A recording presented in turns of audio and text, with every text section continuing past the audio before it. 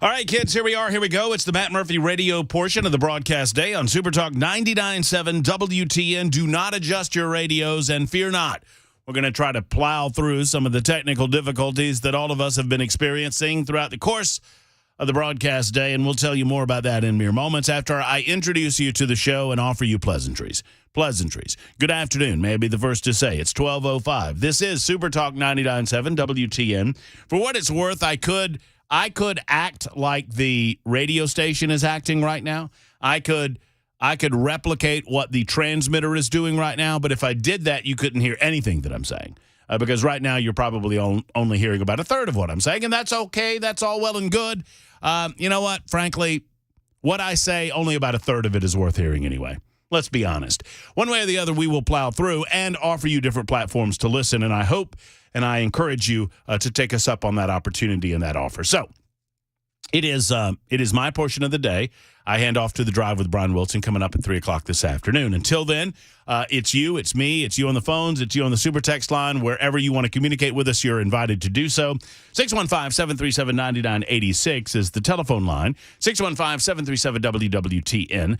The Members Nutrition super text line is up and running, an ability to communicate with the station. And it's the same number, conveniently enough. Members Nutrition super text line is 615-737-9986. I want to thank all of you, and I mean this sincerely. I had people texting me at home, folks that I know, saying, hey, the radio station's screwing up. I mean, one of the wonderful things about the ginormous family that we are at Super Talk 99.7 WTN is that we look out for one another. And you guys know that in the insulation of this studio, or in the insulation of the control area where Mason Fleming is running the controls right now, sometimes we don't know what's going on. And you let us know it, and we appreciate that. We are aware of it. I don't know exactly what went down except to say something from a fiber optics perspective busted. We do not believe, although some have been suggesting it is related, we do not believe that it's related to this massive outage that has disrupted mobile phone service across the United States of America, and I'm going to talk more about that in just a moment. But it is affecting our broadcast quality on 99.7 FM. Now, we could handle a diminished transmission. In other words, instead of running at 100%, if we're running at 50%, well, that is what it is, right? And some parts of Middle Tennessee wouldn't be able to hear us, and other parts would still be able to hear us. That's the way that radio transmission works. What this is doing, and I don't need to tell any of you on radio because you already hear it, but what this is doing, it's cutting out every other word, every fourth word, or whatever. I'm told that it should be repaired at some point during our show today. 4281 says, I'm receiving you 100%, 100%, 100%. 7831 says, you're not skipping, loud and clear, maybe I fixed it. You know what? I'm going to take credit for fixing it. Should I? What did you do to fix it, though? Was it just, well, let's go. As I told Chris Hand, there's magic involved in it. Radio is magic. Oh, yeah, of course. Yeah, I mean, we know that. It runs on, it runs on pixie dust and unicorn farts. And I went to the transmitter, and I opened the transmitter door, and I went to the snowman room, because there's a snowman room in the transmitter. The snowman's hat had blown off. That makes sense. So I took his hat, and I put his hat back on. Bingo bammo. You get back to cranking the wheel. That helps. That's push exactly out the right. And his little, I will say, his little snowman shoelace was untied, and so I tied that back together, right? No, wouldn't have done that. Making sure. That would have been bad. Sure. No, that would have been bad. So maybe we have solved the issues involved with the transmitter at Super Talk 99.7 WT. And a lot of you were saying that I'm not skipping, and then 7170 says I'm still skipping in Gallagher. I thought you had fixed it because it's not skipping now. Matt Murphy is magic. Well, that's the truth. Truer words have never been spoken. Would you, can I give you, hey, 4176, can I give you some numbers for my family so you could call them and tell them that? That'd be nice. It's going to be nice. We've got a packed show today, a packed show. Scott Sapicki joins us on Thursdays for our legislative roundup. We're still going to do that at 1 o'clock. In anticipation of what we will talk about at 1, we'll have a great conversation with the Tennessee Speaker of the House, Cameron Sexton, about a bill that is set to drop today or sometime in the very, very near future. It is It is the Education Scholarship Fund. We will talk with Cameron about that at 12:35. Before that, and this is going to precipitate an early break, Mason. Before that, we have Kevin Sorbo coming on with us. Kevin, of course, a star of stage and screen. He is or was Hercules and always will be Hercules for me. Actor extraordinaire. He's in town for the National Religious Broadcasters Association gathering over at Opryland, and we will speak to him hopefully in about 5 minutes or so. Obviously, most of us know him through his work with Hercules. And he did a lot of that. I don't know how long that television series was, but he's in town, and we'll find out why. And I found out his involvement with the political world. That's coming up in just a couple of minutes on Super Talk 99.7 WTN. Cell service is down for a lot of Americans. I'm simultaneously curious about what the reasons behind cell service being down would be, and I'm fascinated with the thin veneer of civilized society. I talk about this quite a bit on the show. We like to believe that our society is founded on bedrock, on stone. We like to believe that our civilization is rock hard, unshakable. That our society, particularly our society in the United States of America, is not built with straw nor sticks, but bricks. And as much as the uncivilized in our society would like to huff and puff, they cannot blow our house down. It's not true. It's not true. Our society, sadly, and our psyches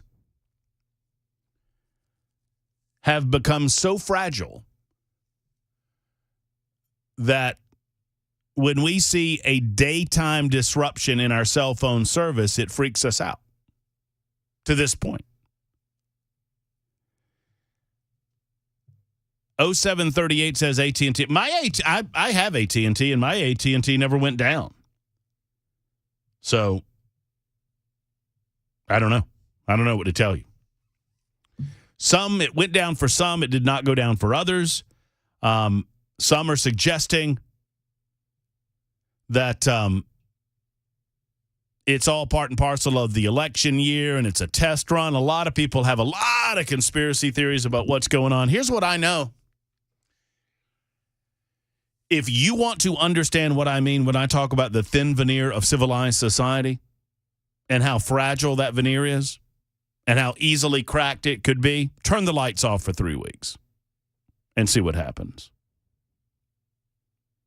Turn the lights off for 3 weeks and see what happens. You know, there was a time, and it was not so long ago, that we don't know what is going on in Albuquerque, New Mexico. We would not know what's going on. If something happened overseas, we wouldn't know for days or hours at least, even in the modern times. Now our information is so instantaneous, and we have become so obsessed with that instantaneous information that in its absence, we freak out. Why are we freaking out so much? 0388 says, go Amish or go home. That's true. Okay, so here's what we'll do, because we need to do this. Is Abramowitz on a conference with Kevin? Okay, so they're coming on. Steve Abramowitz of Mill Creek View has Kevin Sorbo right there in Opryland, or Opry Mills, Gaylord Opry Mills Hotel, waiting on us. So we've got to take a quick time out, though. I know we have to do this. Let's take that break. Let Steve know. We'll get to him as soon as we get back on Super Talk 99.7 WTN.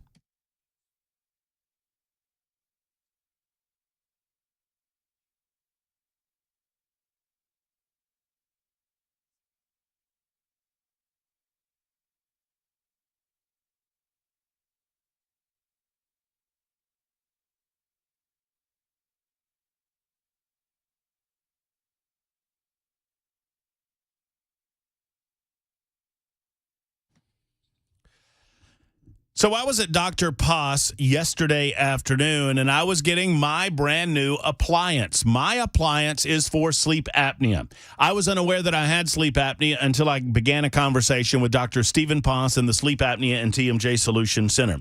And I want to ask all of you who are unsure if you have sleep apnea to listen up, because I want you to walk through the process that I walked through.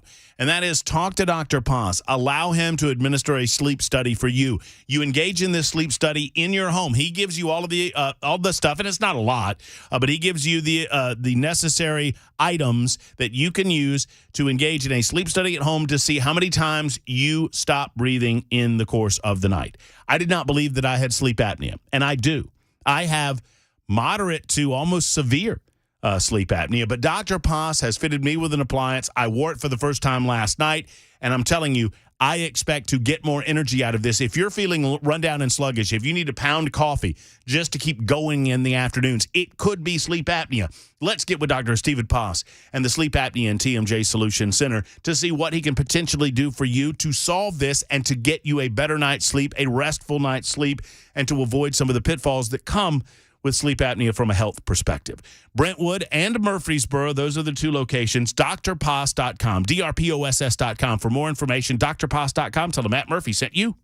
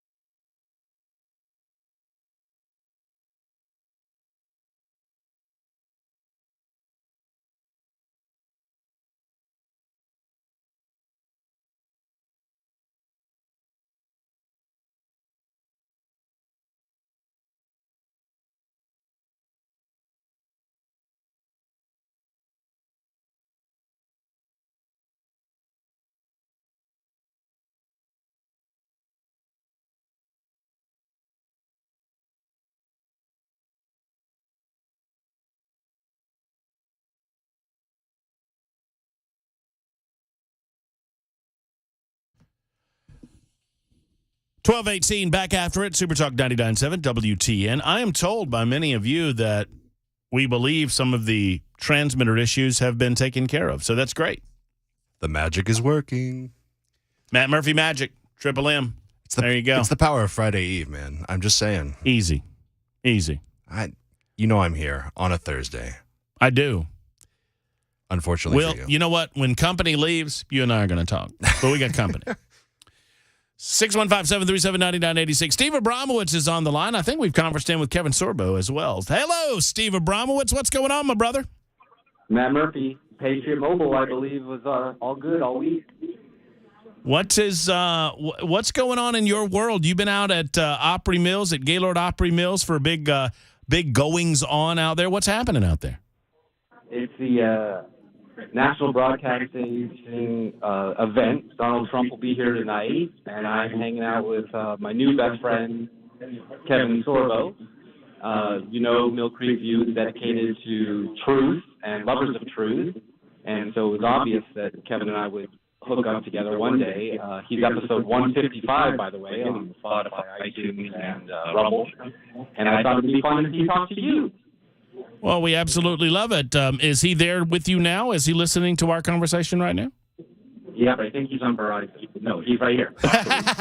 That's good. I'm glad we can even talk, Kevin, considering some of the... I am here. No, but I'm here. I'm with Patriot Mobile, by the way. They're the big stars, and they're actually here at the NRB as well. Well, it's such an honor to talk with you. How have you been treated in town? Well, I hope. Always well when I come here. I actually just arrived. This is sort of a last-second deal for me because I've got a movie here and 2 documentaries. So they kept bugging me, and I had another event I was supposed to do, and I canceled just for NRB. So here I am.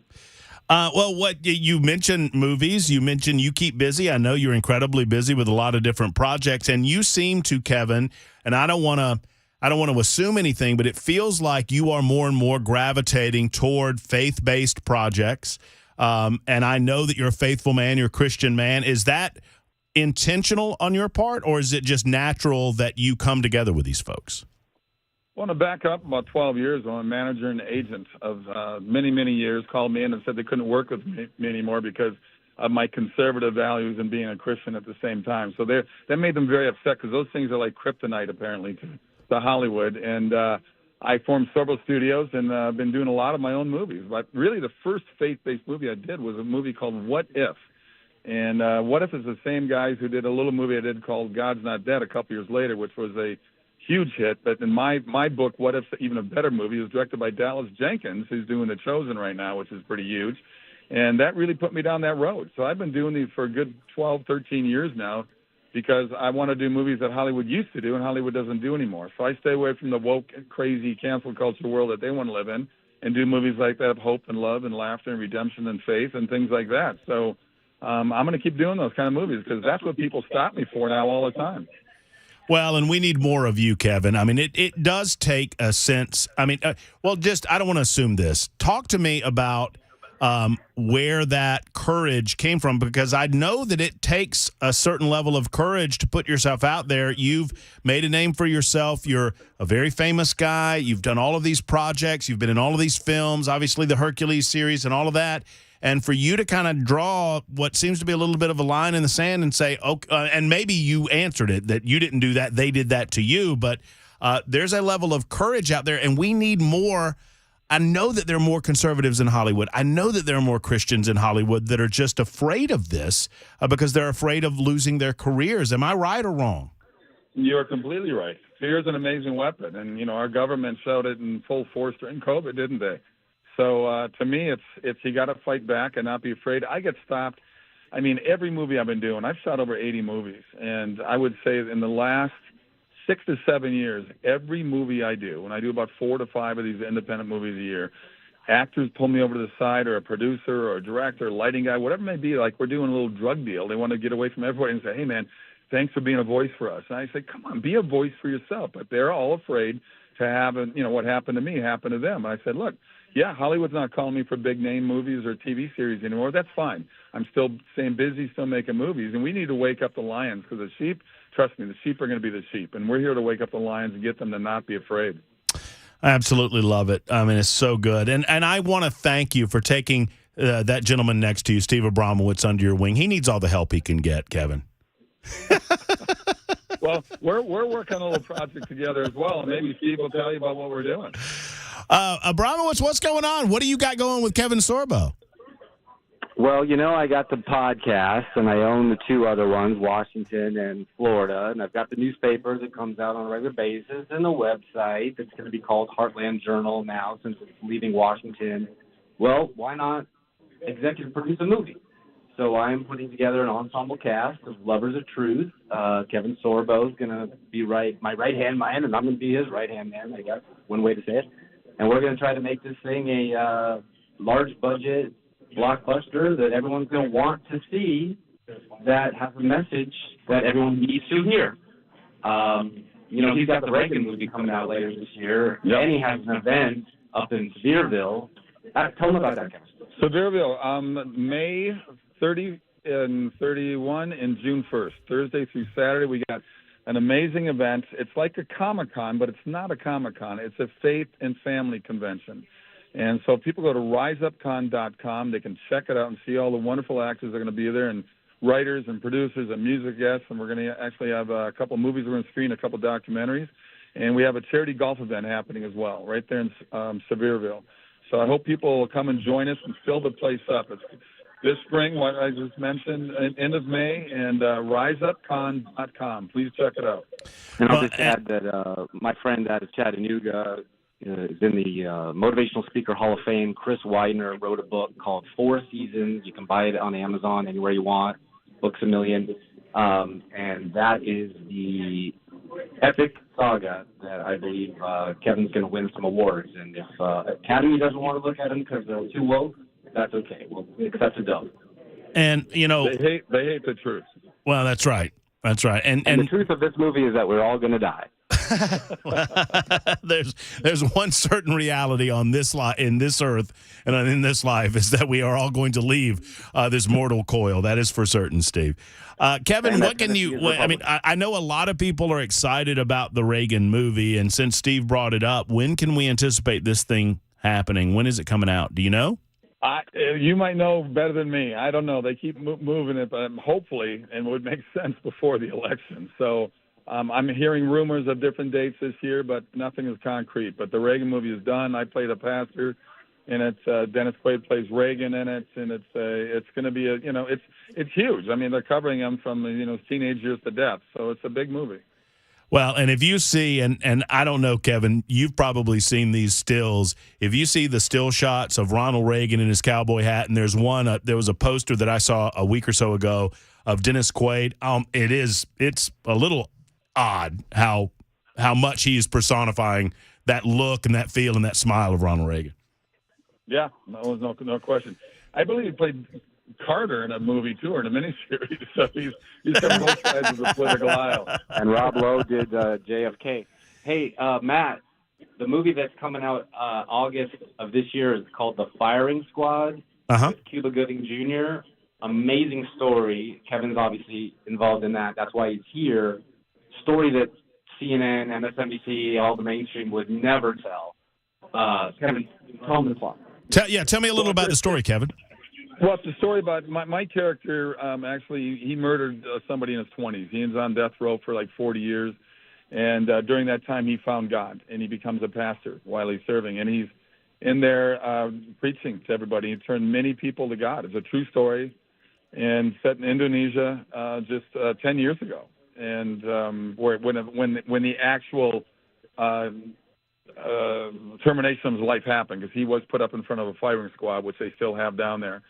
So it's a tearjerker, but it's touching. There's, it's got a great message in it. It's called The Firing Squad, and the date, I believe it's late August, weekend like the 24th or something like that. I don't have the exact date on it yet, but it's going to be in August for sure. But is it out? It's out in theaters?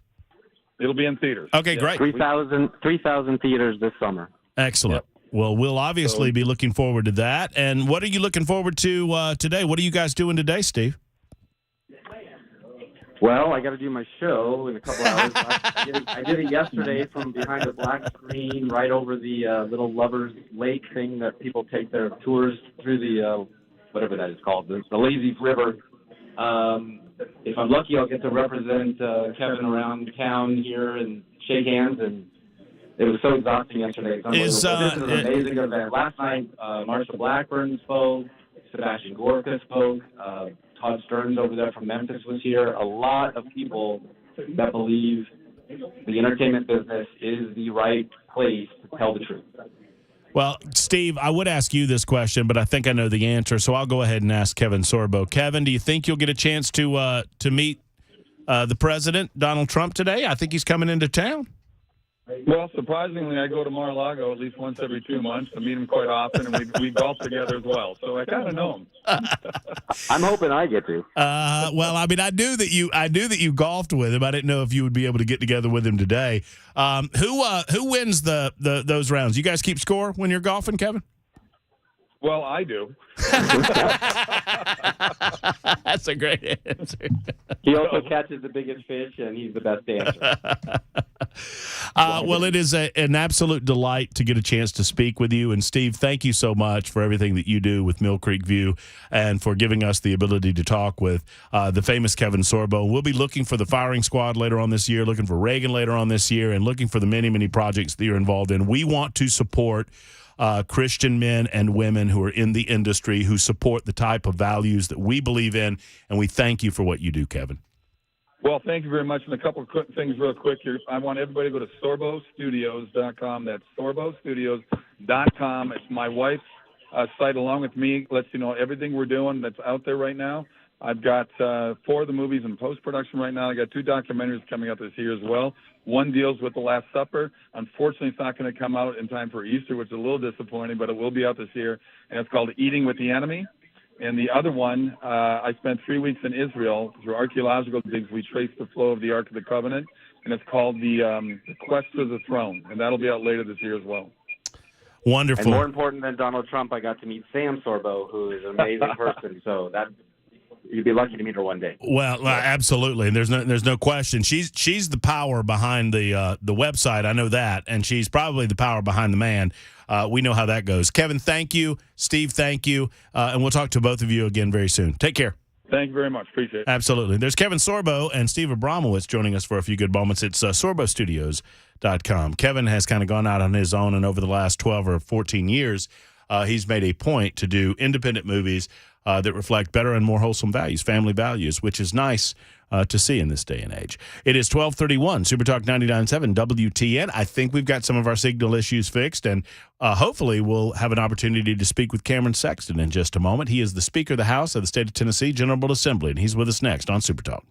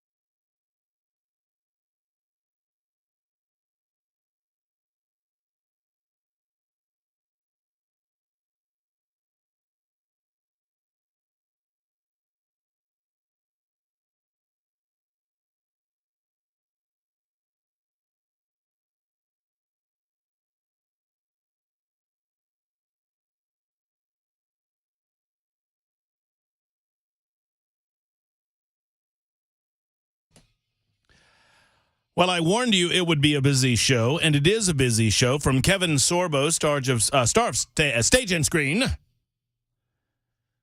to Cameron Sexton, star of the current General Assembly legislative process. Cameron, of course, is our Speaker of the House in the state of Tennessee, and he joins me on the Murphy Show hotline to talk about specifically where we are with regard to the education scholarship bill, but more broadly, activity going on in the General Assembly. Cameron, always good to check in with you. How are you, sir? We're doing well. Thank you, Matt. Absolutely. Talk to us about the, it is the big piece of legislation that everyone's talking about. We've had so many conversations about it with the good people of Middle Tennessee and beyond.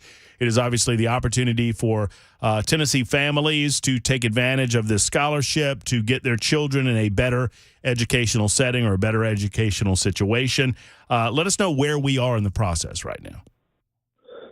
Yeah, thanks for having me on. I think where we are on the House side, we're close to having an amendment with the direction that we want to go. The governor has put out some information. The Senate, through Senator Lundberg, has put out some information on what they want to do.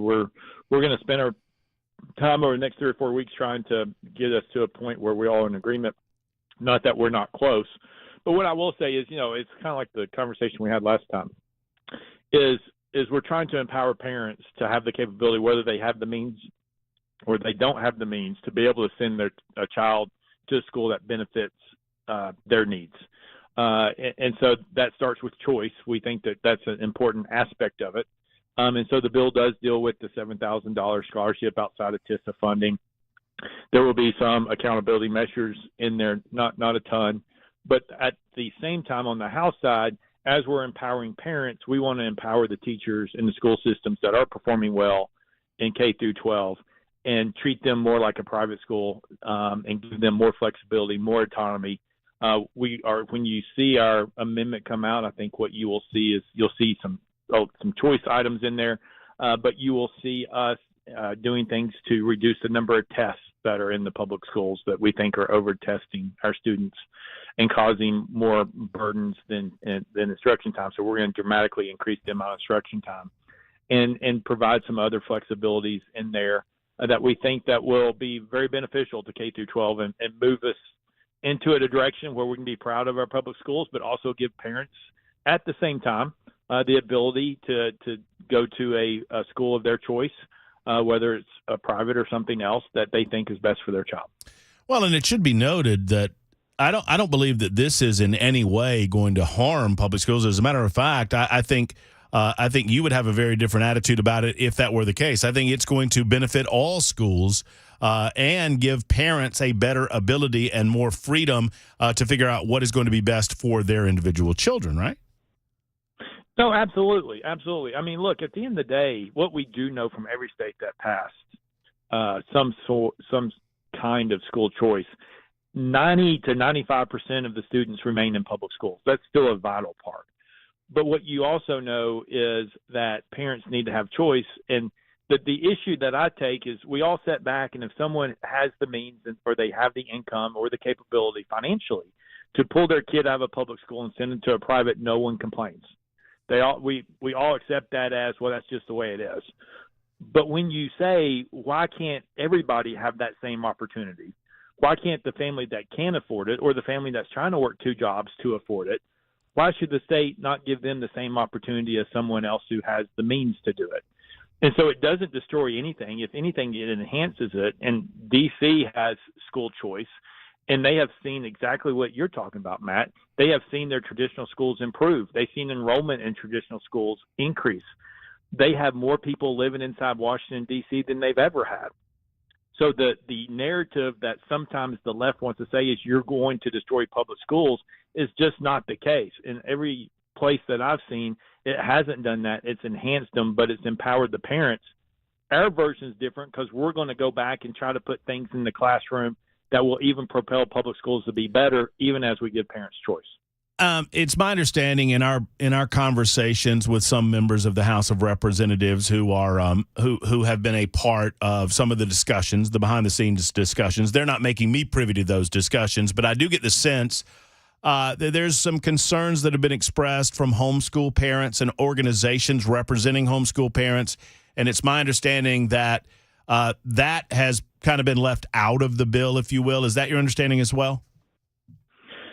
That, on the House side, that would be that. I think that is correct. I think we've had homeschool groups that have sent correspondence to our Health Education Committee members asking to be removed out of the bill. And so from that standpoint, I think our committee is going to honor what they're asking for. And, but we're still open to conversations. If they change their mind, so be it. If parents want to come in and have a conversation, if they're being homeschooled and want to be considered, we'll consider it. But right now, what we have from the association that represents homeschoolers is they're asking to not be included. And as far as private schools go, there have been expressed to me some concerns that this will give the House of Representatives, the Senate, the government broadly, a little more control. And you've heard the language often, I'm sure, Cameron, about the old camel's nose under the tent type of scenario. What can you say to that? How can you speak to that? What will be the basic standards, at least as you know them, as to how private schools can involve themselves with the scholarship program? Well, first they have to be willing to take the scholarship. That's their decision, right? And so that's the first step. And then there's a whole process laid out at that point. If they do take the scholarship, the money goes to the school, not to the parents. So that's how you protect from people disenrolling their people, getting the money and not sending them to a private school. So there are precautions and procedures there. What I will say is, look, we're not wanting to go in and take over private schools, and we don't want to have them pulled back to the public school standard. That's why in the House version, what you'll see is we're trying to turn the schools that are performing well more into what a private school has through more flexibility and more autonomy in the classroom. If you're achieving great results, we should give you more freedom, not less freedom, or treat you the same as the lower performing schools like Davidson and Shelby. That makes sense.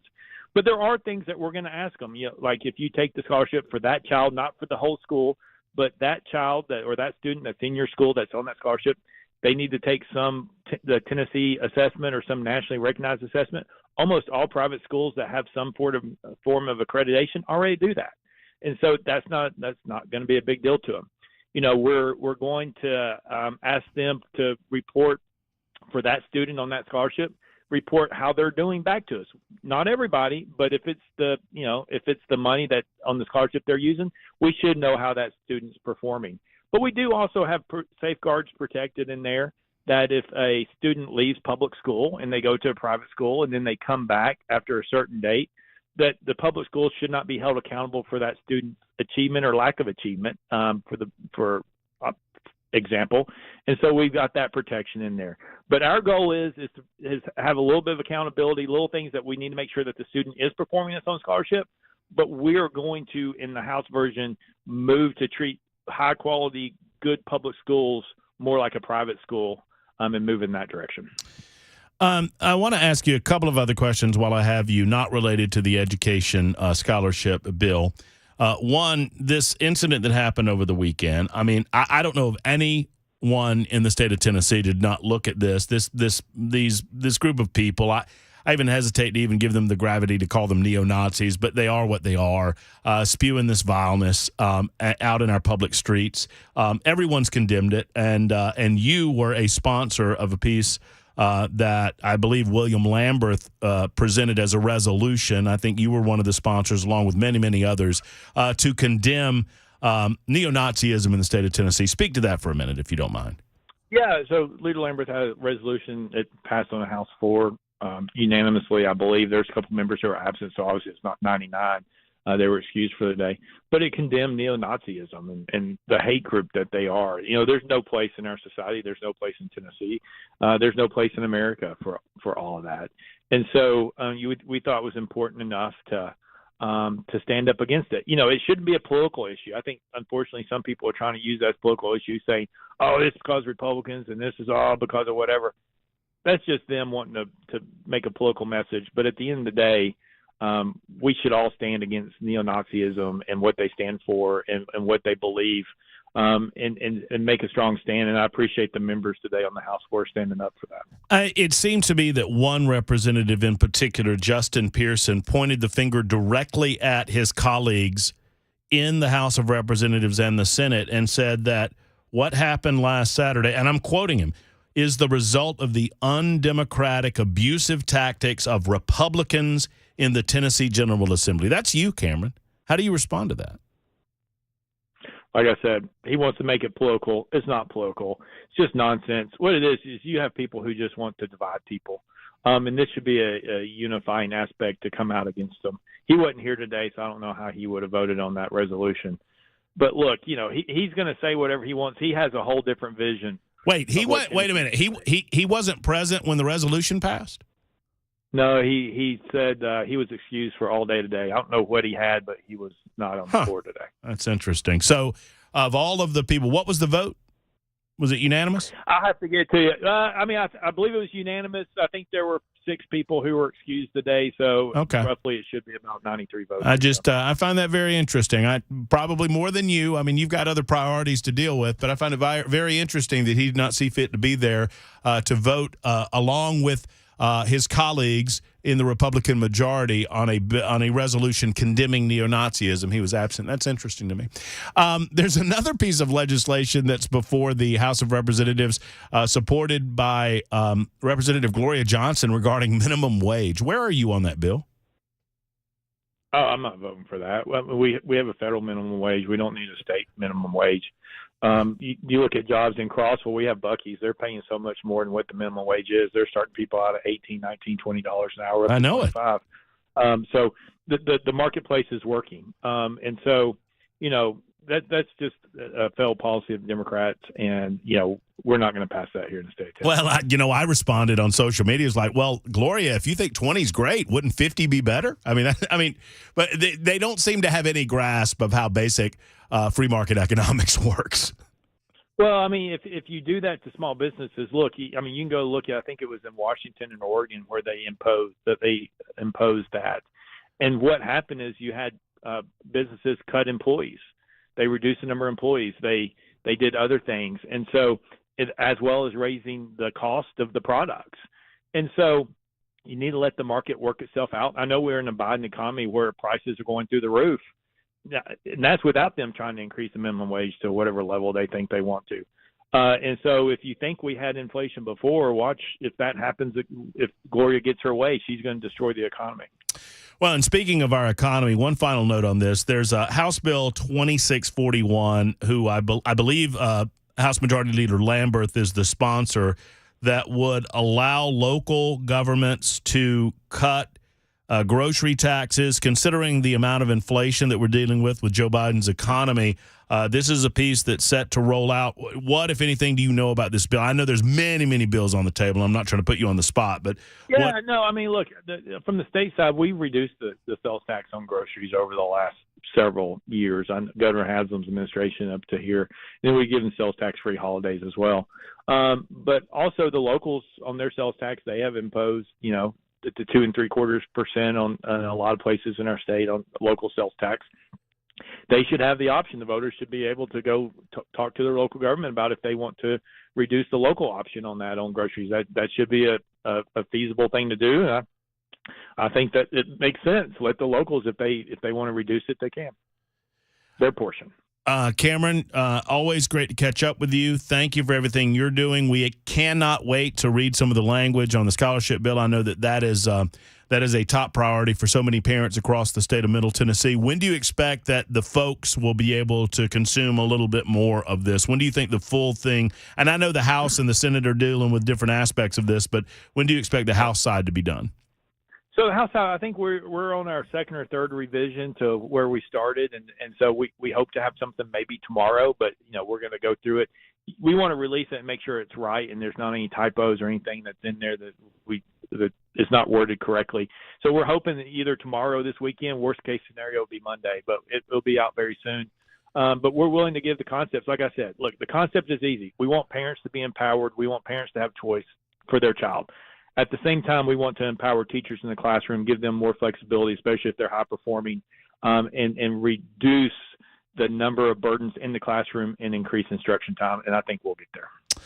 Speaker of the House, Cameron Sexton, joining us for 15 good minutes. Thank you, Cameron, for everything you do, and we'll talk to you again very soon. Yes, sir. All right, take care. There's Cameron Sexton joining us for a few good moments. We'll talk with Scott Sapicki in our regular visit about this and maybe put some meat on the bone with regard to the scholarship fund. That's coming up just after 1 o'clock. It's 12:50. Super Talk 99.7 WTN.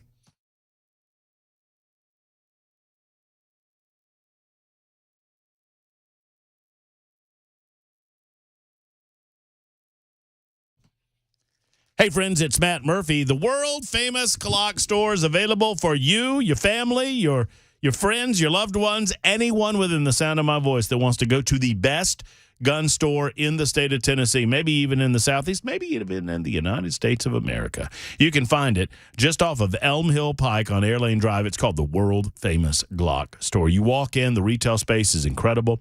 It's huge.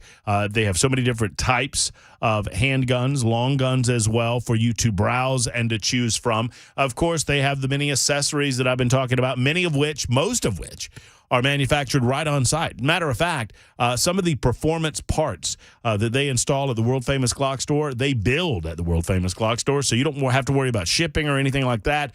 They build them right there. They make them right there. They install them right there with their gunsmiths available for you on the retail side. And then, of course, shoot270.com. Come on. Shooting rooms galore. They've got trainers galore as well. And right now, you can shoot for two for the price of one, meaning if you and a loved one want to sign up for a training session, they will only charge you for one of you. That is two for the price of one in the month of February. Thank you to the world-famous Glock store. Go to glockstore.com or shoot270.com for more information and tell them that Matt Murphy sent you to the world-famous Glock store.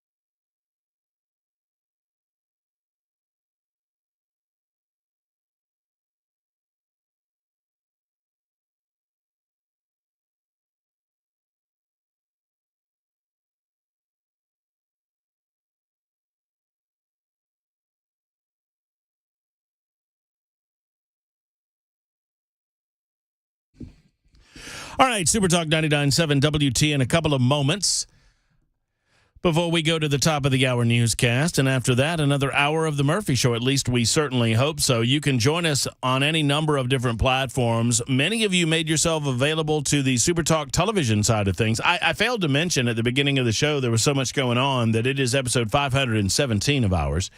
And we're on a variety of platforms. Obviously, we got the radio fixed. I came in here, found the shoelace. It was untied. I tied it. We're all good now. Replace the hat. Everything's moving and cranking. Everything's All in fine. good order. All is well. So on the radio side of things, everything should be right as rain. If not, let us know on the Super Text line, the Members Nutrition Super Text line. And then there's plenty of other ways to do this. You can stream us wherever you go. Find us on a streaming platform of your choosing, and really, we're on all of them. But we encourage you to download our own app at SuperTalk 99.7 WT. And if you go to your app store and type that in, you'll find us, download us, and take us wherever you go. And then, of course, there's SuperTalk TV, YouTube, Facebook, Twitter, Twitch. For you masochists in the listening audience, Scott Sapicki's coming up in a moment. You can see him on television.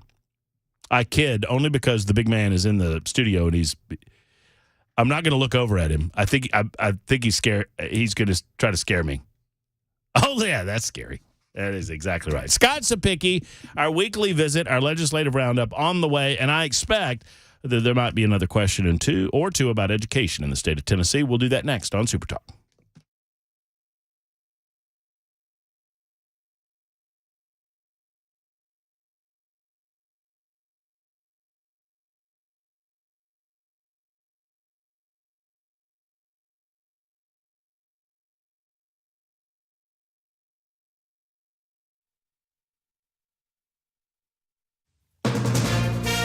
From ABC News, I'm Michelle Franzen.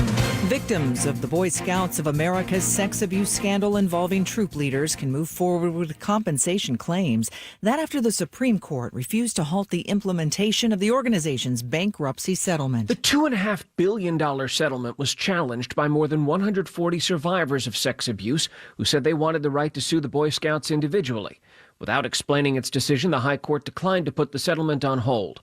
More than 82,000 claimants have signed up to receive compensation, and the court's move means payments to those victims can continue. ABC's Stephen Portnoy. 3 Alabama providers of in vitro fertilization have now halted IVF treatments after the state Supreme Court ruled frozen embryos are legally children, all citing concerns over possible lawsuits. President Biden making another push for Israel and Hamas to agree to a brokered ceasefire and hostage release deal. More than 5 months of war in Gaza has created a hunger crisis for nearly 2 million civilians. And attacks in Israel also continue with a deadly shooting on a highway outside Jerusalem. ABC's Marcus Moore with details. Israeli police saying that 3 gunmen armed with automatic weapons opened fire on cars sitting in traffic. We know that 1 person was killed, 8 injured, and the victims range in ages from 23 to 59 years old and include a 30-year-old woman who's pregnant. Now, the 3 gunmen have been identified as 2 brothers and a 3rd man, all from Bethlehem. Police say that they were killed following the attack by citizens. The FBI investigating the nationwide outage for AT&T customers today. Service is still being restored, but it's not known if it was a technical glitch or a possible cyber attack.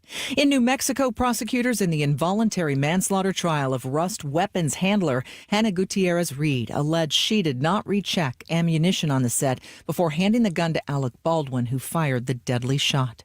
You're listening to ABC News.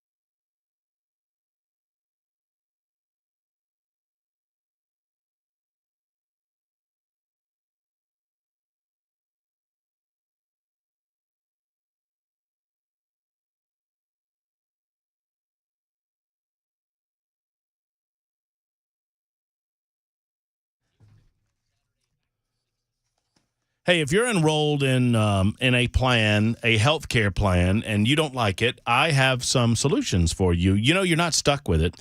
Your Health Plan Man's Freedom of Choice plan is available to those who qualify. Your Health Plan Man's Freedom of Choice plan puts most of the coverage up front with no deductible, and you pick your doctors. It's 30 to 60% lower than Obamacare. The plan is available all year round to those who qualify. These plans have nothing to do with your income either, so there's no surprises at tax time. So the question then is, why would you pay for government coverage and government mandates that go along with it when you don't need things that the government's mandating that you pay for? Like, I mean, a great example is maternity coverage. If you know that you don't need maternity coverage, why are you being forced to pay for someone else's maternity coverage? You shouldn't be. That's what Pat Davis is all about, finding you the best coverage for you, finding that coverage a la carte if necessary, because he can shop from a variety of different sources to find you the plan that's right for you. YourHealthPlanMan.com. That's YourHealthPlanMan.com. If you're paying for your own insurance coverage on Cobra, or if you're uninsured, you need to make this call.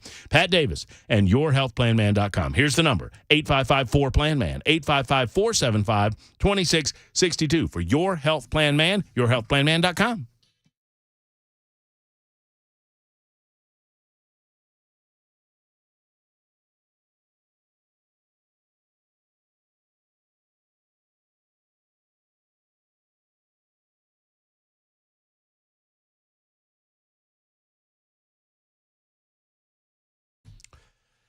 All right, here we are. Here we go. Hour number 2. It is a Thursday edition of the Matt Murphy Show in progress, February 22nd. Man, oh man, only a week to go. We're done with this month. On to March. It's our episode 517 of these proceedings here. The former president of the United States of America, the 45th president of the United States of America, Donald J. Trump, is in town. He is out at the Gaylord Opryland Hotel enjoying himself. The National Religious Broadcasters Association, I believe I have that right, is holding an annual meeting out there. Not just radio broadcasting, but podcasting, television broadcasting, movie and entertainment venues are out and about across our fair city, and we welcome them here if you happen to be listening to me. And if you see the president, hand him your phone and let him call in, and we'll get him on. Believe it or not, Representative Scott Spickey's here with us, by the way. We've got a sub in there behind the glass, so you might not get your music today, your walk-up stuff today, Scott. But I will say this. No one but nobody is getting in front of you during our next 20 minutes together unless that guy's name is Donald J. Trump. If he calls, we might have to suspend our conversation. What's going on, man? I will play second fiddle to the President of the United States. How's it going? Very good. Been a very busy week. Very busy week, as you can imagine. I imagine so. I want to start with something unrelated to the House Education Freedom legislation, and then we'll get on to that hot and heavy. You, along with your colleagues in the House of Representatives, passed a resolution today, it's my understanding, denouncing and condemning neo-Nazism in all of its forms. You voted in favor of it. That's correct. Why was that important? My heritage is Jewish. Okay. So this is very, very, very important to me. My lineage goes through the country of Bohemia, which used to be all of these Yugoslavia, Czechoslovakia, that area right there, all the way through Spain. I'm a Sephardic Jew, and most people out there will know what that means. This was something that was very important to me based off of the hatred that implies. The history of what happened to the Jewish people, not just from World War II, but going back to the Romans and et cetera, et cetera. We cannot have that type of atmosphere in Tennessee. We have to show that racism, that bigotry is not welcome here. And what we did as a General Assembly is we stood up today and we said that will not happen in Tennessee. And on the other note, I told you about this too, Senate Joint Resolution 870, which was recognizing our support for the country of Israel and what happened during October 7th. And before that, the long history that Tennessee and Israel has enjoyed. The Senate passed that resolution. It'll start its way in the House next week. And we will be standing with our brothers and sisters in Israel as their battle against terrorism takes place. There were a number of representatives absent from the chamber today. It's my understanding that Justin Pearson was not there. Representative Pearson issued a statement on February 19th, and I asked the speaker about this last hour, and I want to ask you about it. He chose not, and he might have some valid reason to be absent. I don't know. but he was absent. Bottom line is he was not there to vote in favor of a resolution presented by the House Majority Leader and voted on by, I think, everyone in the chamber, denouncing neo-Nazism in all its forms. After calling on that resolution, jumping in front of the parade and demanding the resolution happen, the resolution happens today, and he's not there. But on February 19th, a couple of days ago, he wrote this. And I want your response to this because I take this personally for you guys, okay? The neo-Nazi group demonstration at State Capitol in Nashville was a shameful assault on human decency. I think we all agree on that. True. Hate is never the answer, no matter the challenge we face. True. Good so far. The disgusting display on Saturday is a result of the undemocratic, abusive tactics of Republicans in the Tennessee General Assembly.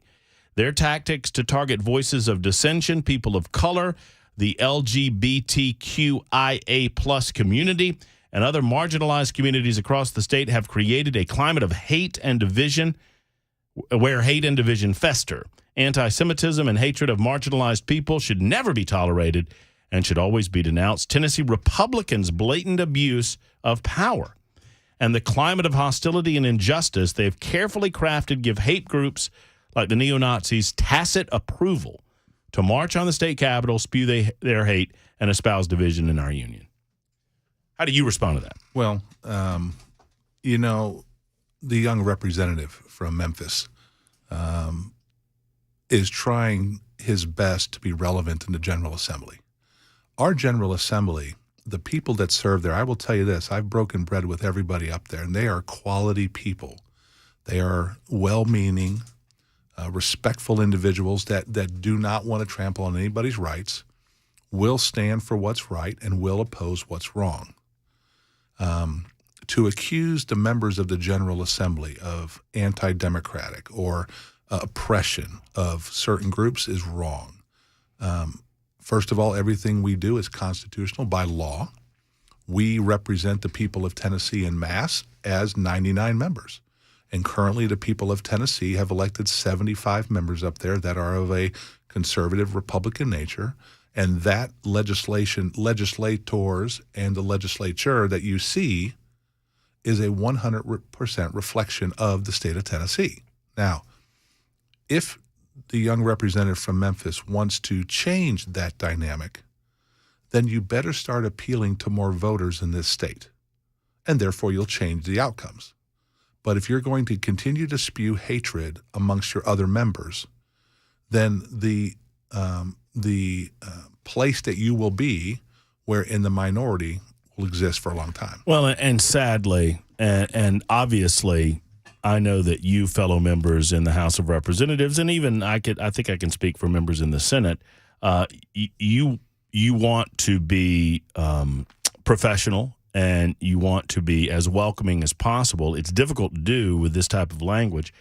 But for me, I put some of the blame on media in this state that give the Justin Pearsons and the Justin Jones and the Gloria Johnsons of the world an absolute free pass to say anything and everything they want about fellow members. And it's not an insult necessarily to Scott Cepicky. It's a total insult to the voters that sent Scott Cepicky to represent them in the body. Justin Pearson is not necessarily calling Scott Cepicky, racist or supportive of these totalitarian. He's talking to your voters. That's correct. He's talking to the people that sent you to represent them, and it's just such an insult, and it's so infuriating to me that there are many in the Capitol press pool that will not push back on this type of divisive, nasty rhetoric that does put members of the House of Representatives, in my opinion, in danger, because it not only suggests, it wrongly states that you guys are supportive of any of this when you have clearly, emphatically, and uniformly denounced that type of behavior. And Matt, you're correct there. The young representative from Memphis, obviously he's looking at all of us through the lens of racism and color. Mm-hmm. He doesn't see people. He sees color. He sees race. He sees his own hatred. And I think what we have to do is sometimes you have to go out and reach out to these people and have conversations with them and try to figure out where their hatred is coming from, where their adverse childhood experiences, what may have triggered these things, and maybe get them help that they need to get help with. So, That's fair enough. All right, setting that aside for a moment, one quick thought on a piece of legislation that I happen to know is going nowhere, but I think it's amusing that a number of people have asked me about it and have asked me to ask Cameron Sexton about it, and now you. Yes. That is Gloria Johnson's minimum wage bill that she's pushing through.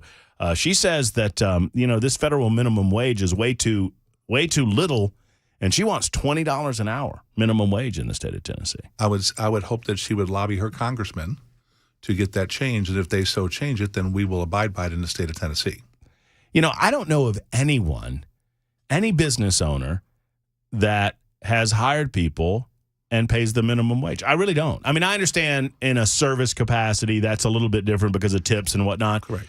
But in terms of an hourly wage, I don't know of anybody from McDonald's to wherever that's paying minimum wage because the market has changed. The market is going to dictate what people make. I would be willing to bet you. We had dinner last night at a very nice restaurant here, and the tip that I left for the waiter, I guarantee you he's not making $7 an hour. No. But now his paycheck might reflect $7.50 an hour, whatever it is, but his wages are a lot different than that. And kudos for them. I mean, they're working a job that's very difficult, but they do it in a professional manner.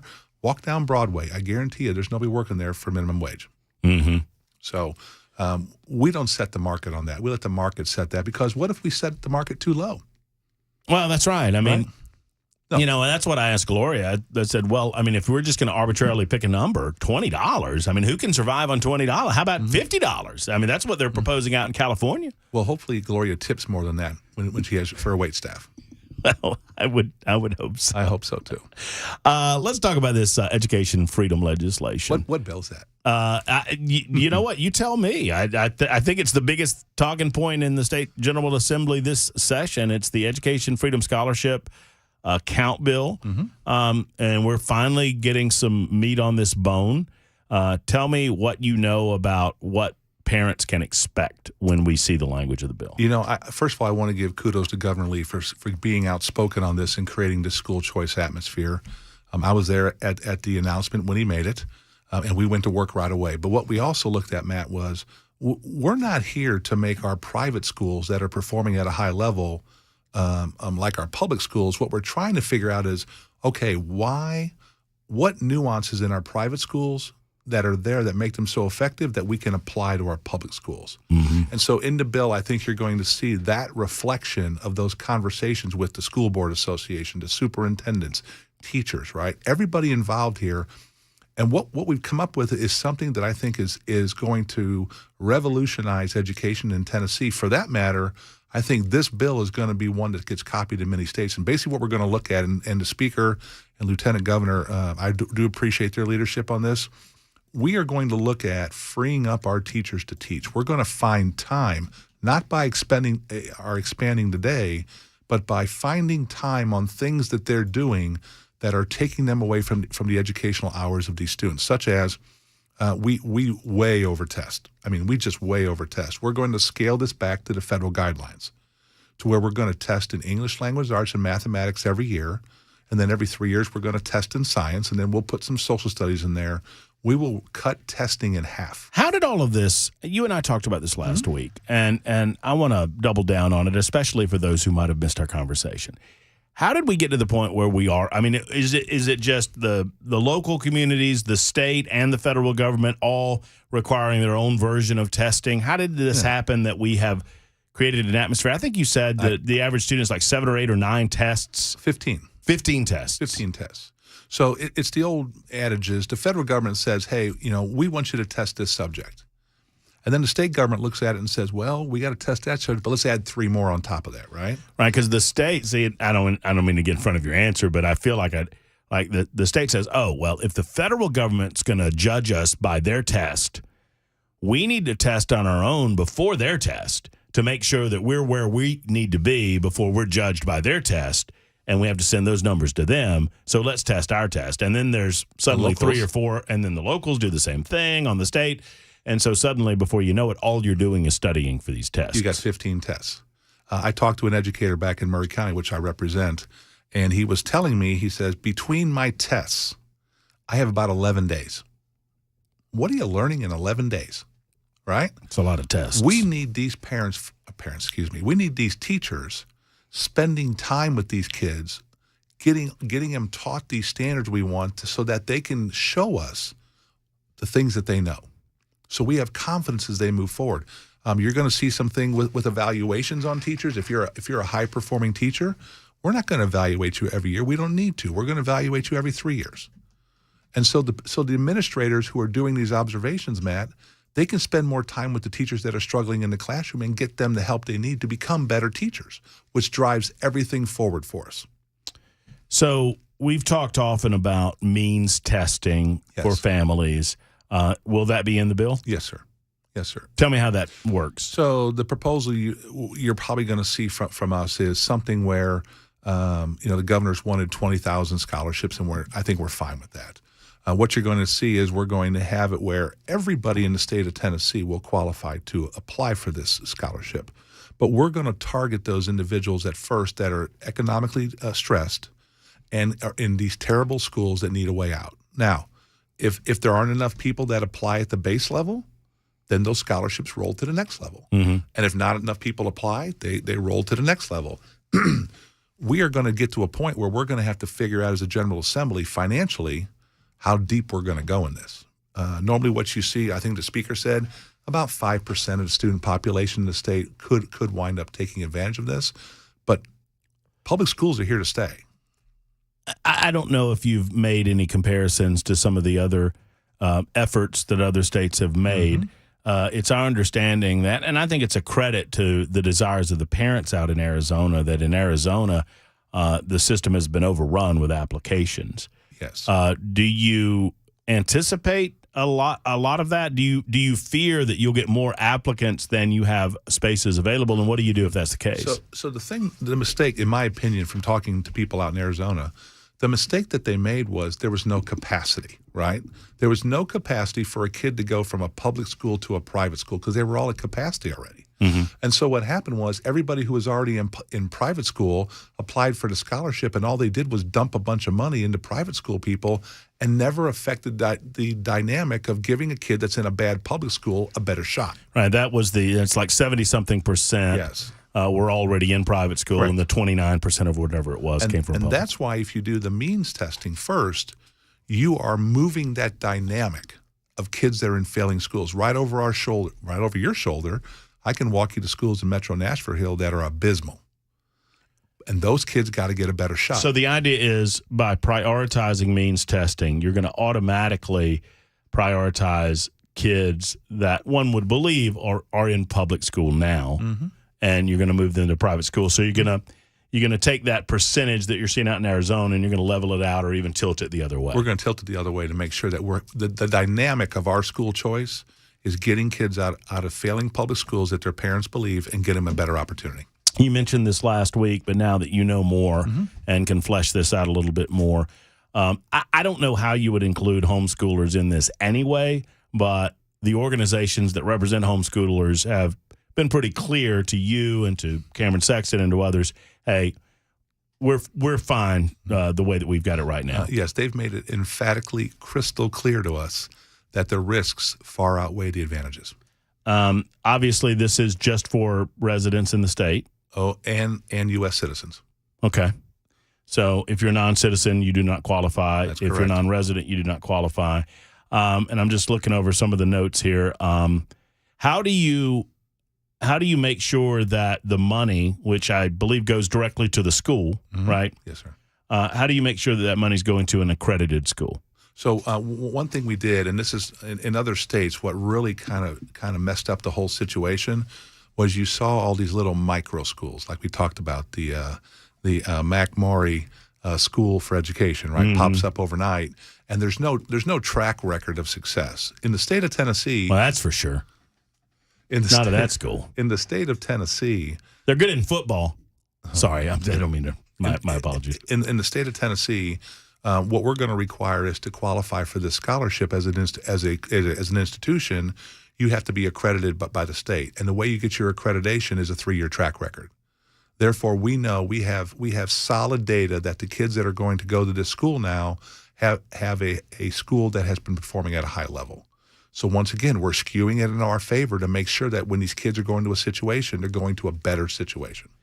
And you made the point, and you warned parents and Tennesseans broadly that what you expect to see once this is fully implemented, you don't expect to see an immediate improvement in testing, an improvement in grades, because the idea is that some of these students are going to be going from a school that's not fulfilling their educational needs to one that's going to be rather strenuous and maybe challenge the student a little more, and you might see test scores go down for a brief period of time even? That's correct. So normally what you'll see is, one of the major complaints that I get from teachers, let's say a sixth grade teacher, and they're complaining to me that, hey, my evaluation is based off the student in my class, but my student showed up that's 3 grade levels behind. Mm-hmm. Well, if that student takes advantage of the scholarship and goes to a private school, that rigor involved in that private school is going to be something different than what they're used to. And what you'll see is an academic dip. But as they get acclimated, as they get ramped up, as they get caught up from the high intensity of that private school, then you're going to start to see those results start to blossom. That's why we're looking forward to the second year of the voucher plan here in Metro Nashville to see if we start to see that bump. But conversely, Matt, we have to create those same opportunities in our public schools to get that academic rigor and that focus to get those kids that are still there that believe that they're fine to get the success that they need to. 25 after the hour. Quick timeout. Back with more with Scott Sapicki in just a moment. It's the Matt Murphy Show on Super Talk 99.7 WTN.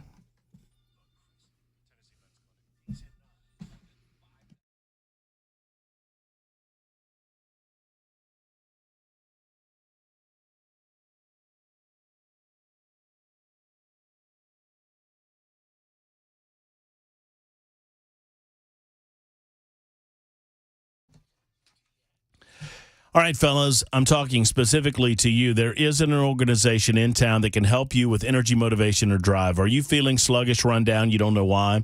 It might be sleep. You never know. I mean, it might be you're not getting enough or good enough night's sleep, but it could be something more deep inside of your body. It could be levels like T levels and the like inside of your body. Let's go to Tennessee Men's Clinic and get it checked out. So many men before you have done this. They've been around for about 10 years now. They were the first to come into the community and dedicate themselves to men's health care and men's only health care, and they've been doing a great job since.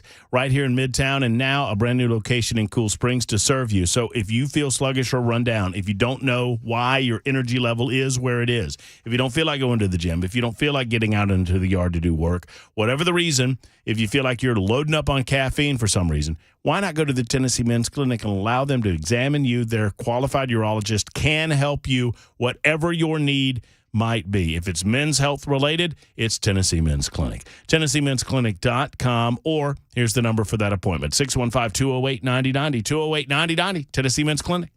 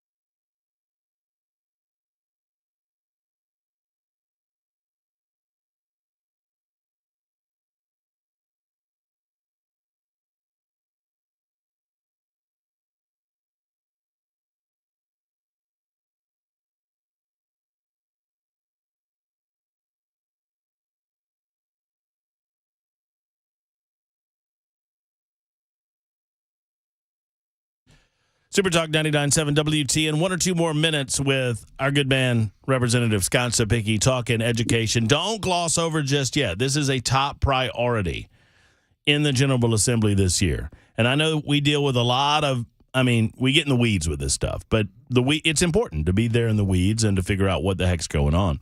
You mentioned during the break, we were talking about some of the other benefits that you're able to provide within this legislation, outside of the scholarship itself, which is getting most attention, and it should, outside of the flexibility that parents get and some of the benefits from parents, there's also some benefits within the bill for teachers. That's You were right. telling me about that during the break. Talk about that. That's correct. We're going to put another salary increase for our teachers on top of the one we've already done with the governor, with the base pay getting to $50,000. We're also looking at improving the insurance stipend from the state from 45 to a higher number, 45% of the coverage provided by the state to be a higher number, which will free up millions of dollars at the local level that they could reinvest in their school systems via teachers' salaries, teachers' assistants, better classrooms, or how about this, fixing their schools. And that's where another one comes in. Speaker Sexton came to us with this and we thought it was a fantastic idea. For school maintenance, we're going to apply $100 per student stipend. So based off, like in Metro Nashville has, let's say, 70,000 kids, they'll receive a stipend from the state for school maintenance of $7 million. So if whatever district you have, in Murray County, we have roughly 13,000 students, we'll receive an extra $1.3 million for maintenance of our schools.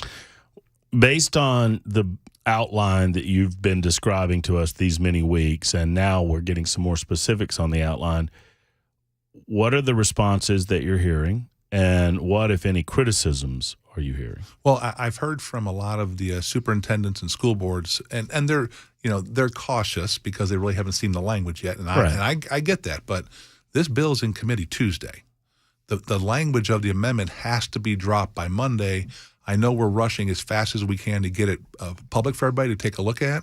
Hopefully today, hopefully by Friday at the worst. But this is a big bill, Matt. As we've been talking about. This isn't a 1 or 2 page bill. This is a bill that's probably 30 pages long.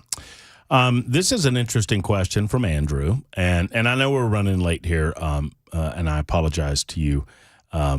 We'll get to the break in just a second. If I was paying for my child to attend a private school for a safer environment and better education, will this not pollute that environment with troubled children? Well, no, that would be a decision of those schools.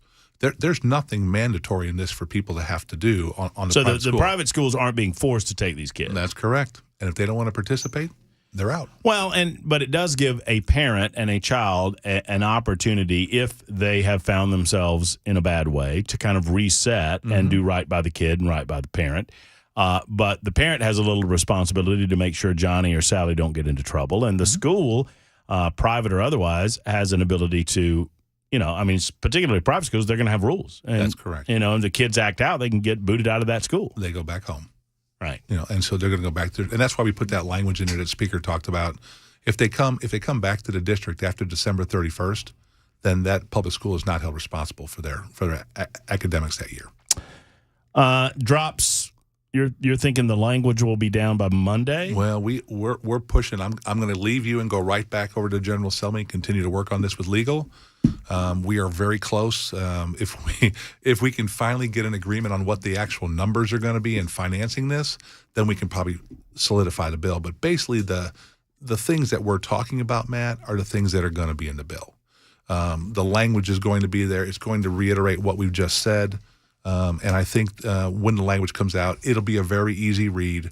And hopefully by next week, this thing will be in committee and be moving on. One real quick question, because I think this is an important one. It just popped up. What's the oversight on this money? Is it the comptroller of the state of Tennessee? Right. So that will be the entity in control of moving the money from the scholarship fund over to the private educational institutions and monitoring trafficking, all of that. Yeah, and if they suspect anything as an impropriety, the comptroller will make sure that they'll investigate that. Scott, always a pleasure to talk with you, to catch up with you. Thank you for your time. Go Trump. Go Trump. Trump's in town. Hopefully Trump's calling us. Representative Scott Cepicky, a good half hour with Scott. It's 1:34 on Super Talk 99.7 WTN.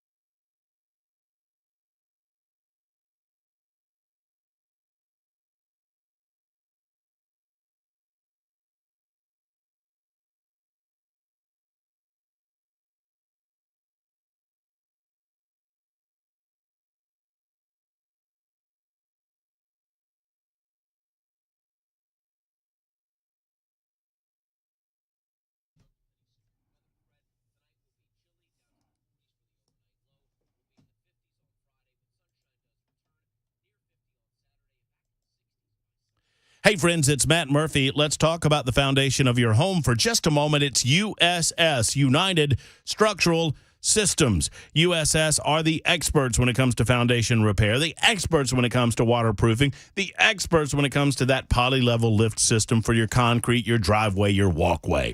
USS has been doing this for the last 30 years, and for 30 years, they have been the go-to authority when it comes to foundation repair in Middle Tennessee, Southern Kentucky, or Northern Alabama. USS has been serving you for that length of time, and for over 25,000 residential customers, they say they're 100% satisfied. That level of experience, that level of satisfaction doesn't come by accident, folks. It's USS guaranteeing their best, keeping homes stable and dry since 1994. Call 615-488-7855, 488-7855, or USSTN.com, USSTN.com.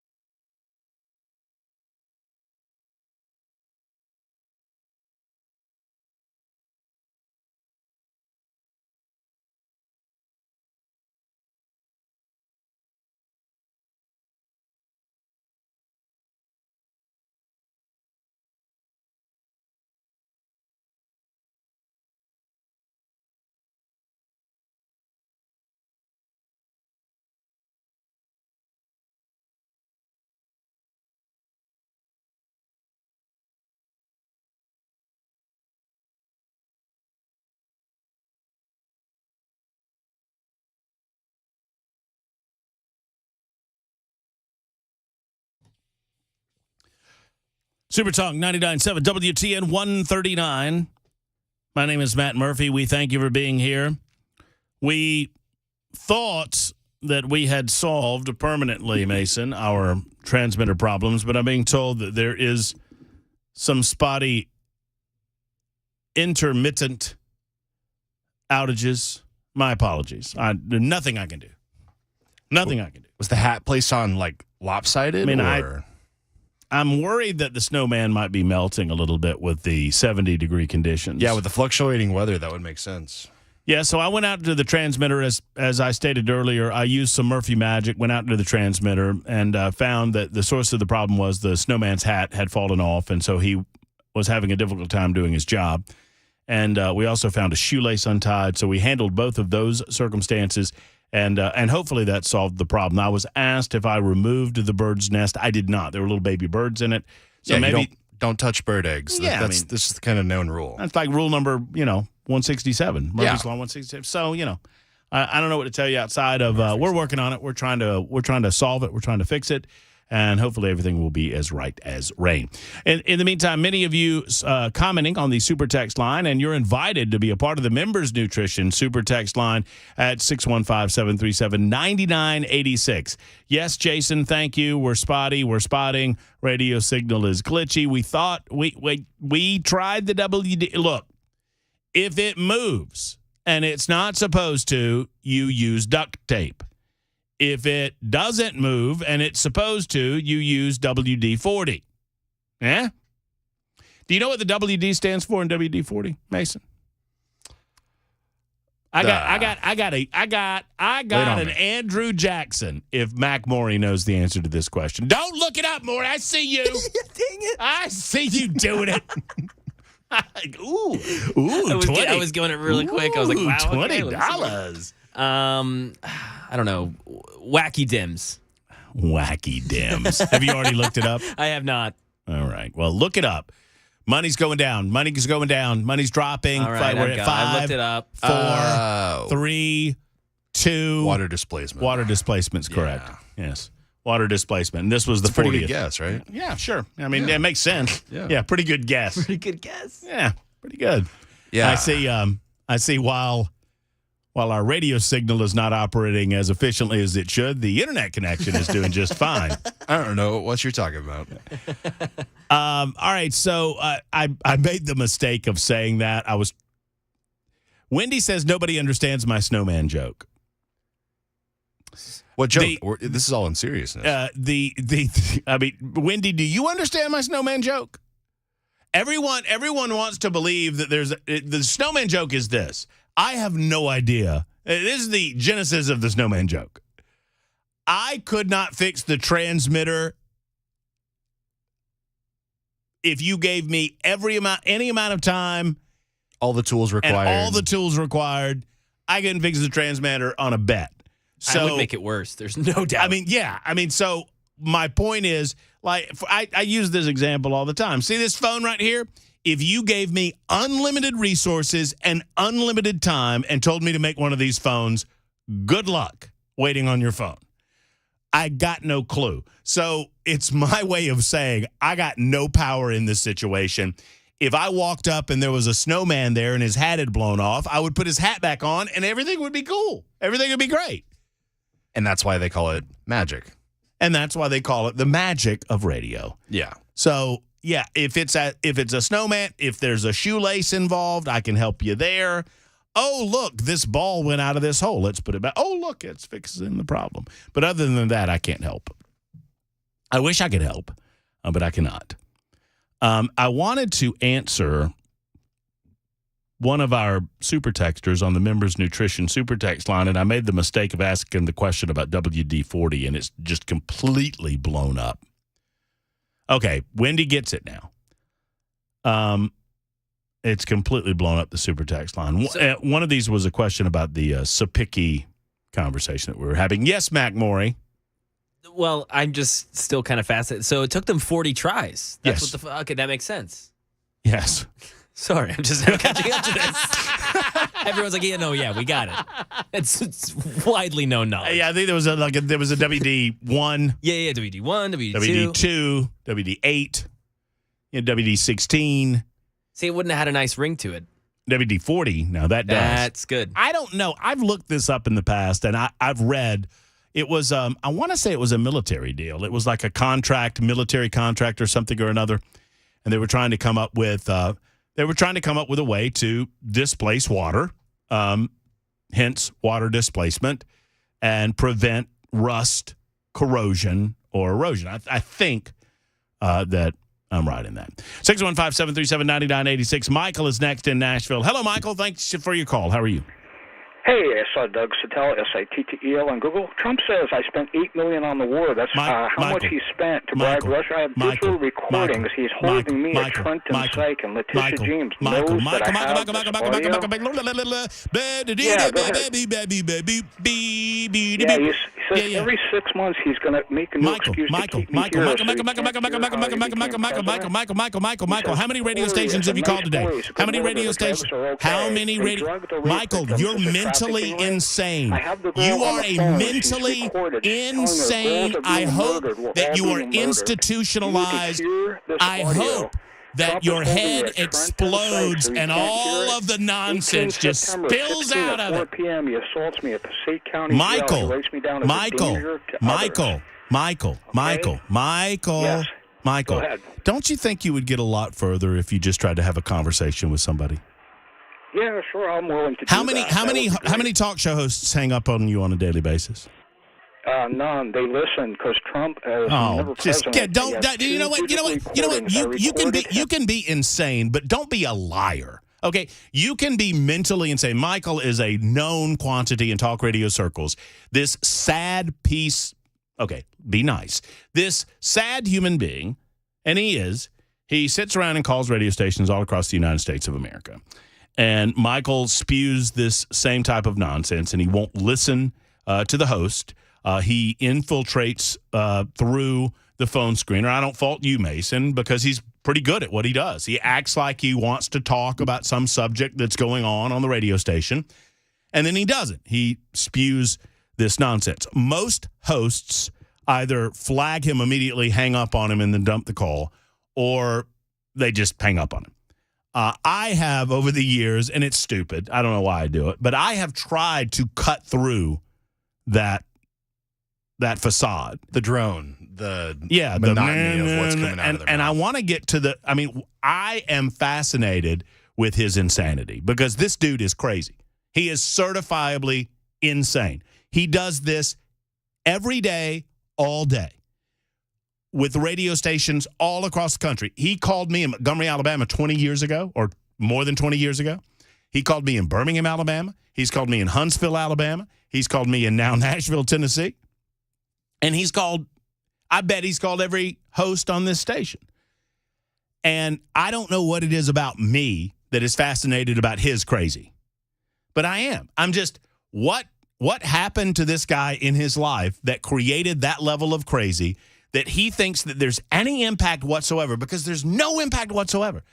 That he thinks there's any impact. What does he think he's accomplishing is what I want to know. And I guess when you try to diagnose crazy, I mean, who's really the crazy one, right? But I admit my fascination. So every time he always uses different names, he's Michael or he's David or he's Doug or whatever he is.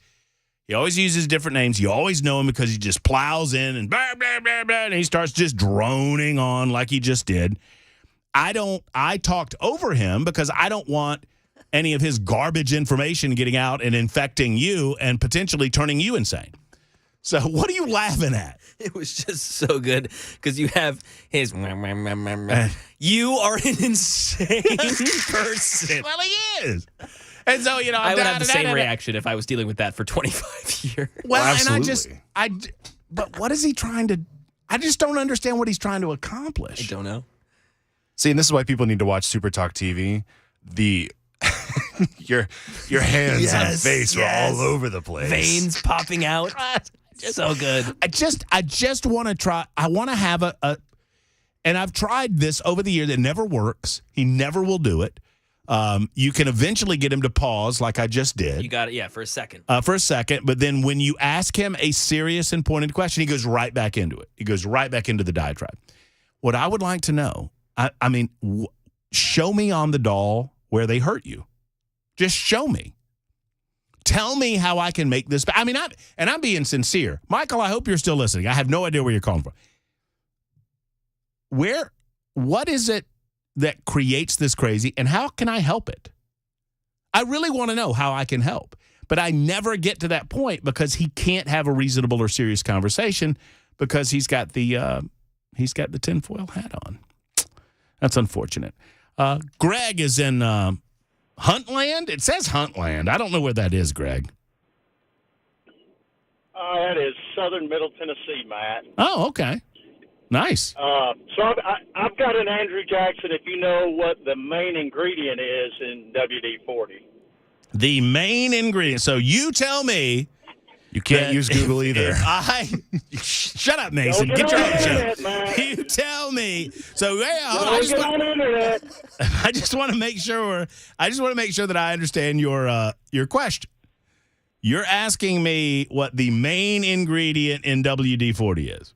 Is that right? Correct. Correct. Don't pretend like you're pondering. Whatever. I heard that. You know what, Craig? With friends, with friends like these two knuckleheads, who needs enemies? Fish oil. It's fish oil. Fish oil. Yes. Yes. That was a total guess, guys. Yeah. Total Come on. I would never have guessed that. That's pretty cool.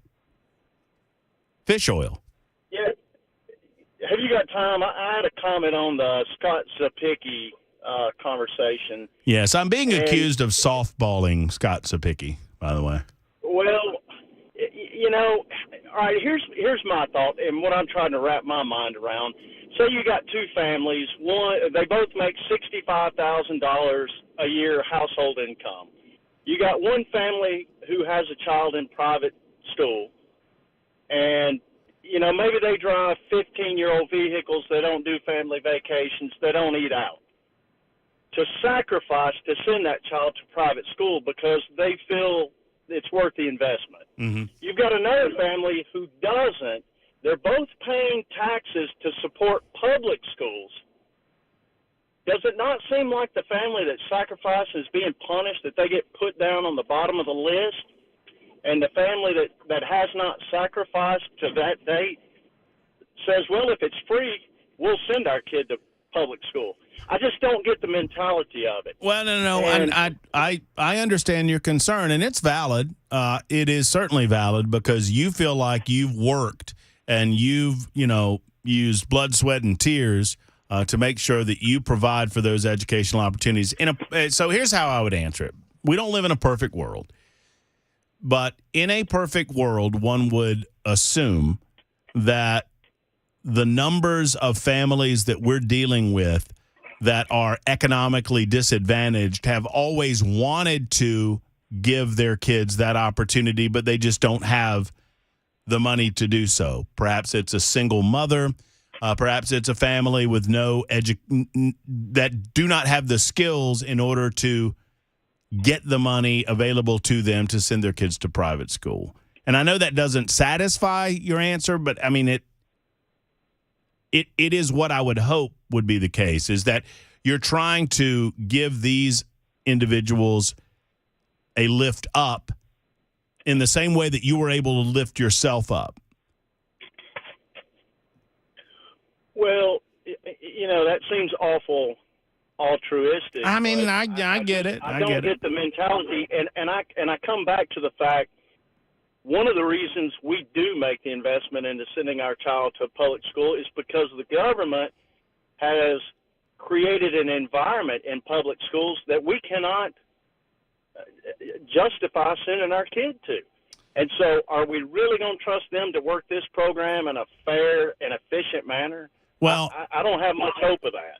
Well, he made a comment about the funds that go, they're going to give teachers more of a raise and that kind of thing. I've always felt like they need to look at the funds that actually make it to the classroom. My experience in looking at school budgets, and it's not been very vast, I admit that, but an overwhelming number of those dollars stay at the administration building, and they don't make it to teachers. And I think they need to get a balance there if they ever want to get schools back in line. Greg, I want to continue this conversation. Do you have a second? Can you hold? I have to take a break, but I tell you what I'm going to do. I'm going to put Greg on hold because I want to continue this conversation because I think it's very, very important. Very important. So hopefully Greg can hold on and we can continue it on the other side. It's 1:54. Greg says, hey, what about us families who have sacrificed? What about these parents who have given their all? I would say this, Greg. This is not going to fully cover anything with regard to private education because $7,000 won't do that. So there has to be some skin in the game by these families anyway. That said, I want Greg an opportunity to respond, and I have a couple of questions for him. 1:54, Super Talk 99.7 WTN.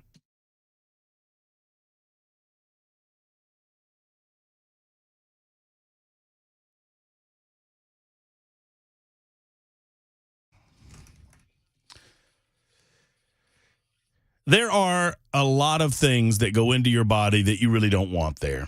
Sadly, it is the case. Whether it's in our food, whether it's in our environment, we've got a lot of toxins that build up in our body that suppress our immunity and our ability to absorb nutrients and fight illness. And what if I told you there's now a way for you to eliminate those toxins out of your body through the Youthful Cleanse from Members Nutrition? Hey, friends, it's Matt Murphy for Members Nutrition. What a wonderful organization. Their products are made right here in the United States of America. That's very important to me. What I put in my body, I want to make sure that I have a sense of where it's coming from. And sadly, oftentimes these things that we take as pills or supplements are coming from somewhere overseas. Not the case with Members Nutrition. At Members Nutrition, everything is made here in the USA, and you can take control of your health by taking control of the toxins in your body and getting them out. If you're seeking a reliable and effective solution to support your digestive system, look no further. They have an advanced colon cleanse called the Youthful Cleanse, which is a supplement precisely designed to promote a healthy gut and enhance overall wellness. The benefits are simple. It boosts digestive performance. It detoxifies you. It cleanses you. It supports nutrition absorption. And so you can get healthier in a more natural way. Thank you to Members Nutrition. Find out more at membersnutrition.com. That's membersnutrition.com. I've just mentioned the Youthful Cleanse. There's so much more to mention, and you can find them at membersnutrition.com. And when you contact them and order yours, tell them that Matt Murphy sent you to Members Nutrition.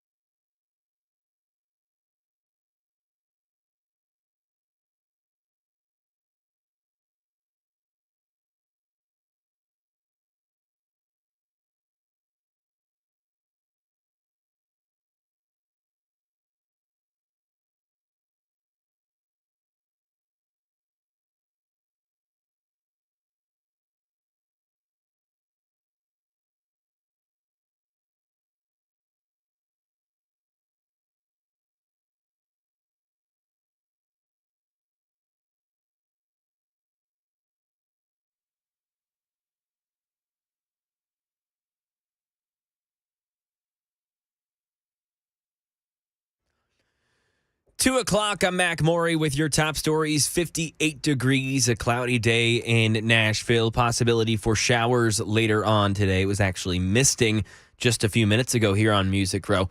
Got a weather forecast coming up. Still no fix to the cellular outages AT&T, Verizon, T-Mobile customers are reporting today. AT&T confirmed the outage and advised customers to make calls over Wi-Fi. They stated they're working urgently to restore service, and they have had some progress. The outages have decreased dramatically. Right now, fewer than 5,000 AT&T customers are still reporting outages. Verizon and T-Mobile said their network was operating normally, suggesting the outage might be related to customers trying to connect with other networks. Reuters says it has reached out to the Federal Communications Commission for comment. And the judge who has been presiding over Donald Trump's New York civil fraud trial is denying the former president's request for a month-long delay of the penalty the judge set last week. Stephen Portnoy has the latest. Having already ruled that Trump committed fraud and having ordered him to pay $355 million plus interest, Judge Arthur Engoron now flatly rejects Trump's request for a delay of that judgment. In an email he sent late this morning, Engoron told Trump's lawyers they have failed to explain, much less justify, any basis for a stay. It would mean Trump has just 30 days to pay the fine in cash or to post a bond for the full amount plus interest in order to appeal the ruling. In recent years, pandas have been disappearing from United States zoos as China has ordered them back since they're all loaned from the Chinese government. That seems to be changing in a sort of diplomatic move. Here's Alex Stone. China and the U.S. may not have the friendliest political relationship, but they do still have a fuzzy one, apparently. China announcing its Wildlife Conservation Association now has an agreement with the San Diego Zoo and with the Madrid Zoo in Spain to lend the zoos pandas. Atlanta has been the final U.S. zoo with pandas, but they were set to return to China this year. The Chinese embassy says the country is also negotiating with the National Zoo in Washington to possibly return pandas there as well. And that is the latest news. Weather forecast next. I'm Mac Maury, WTN News.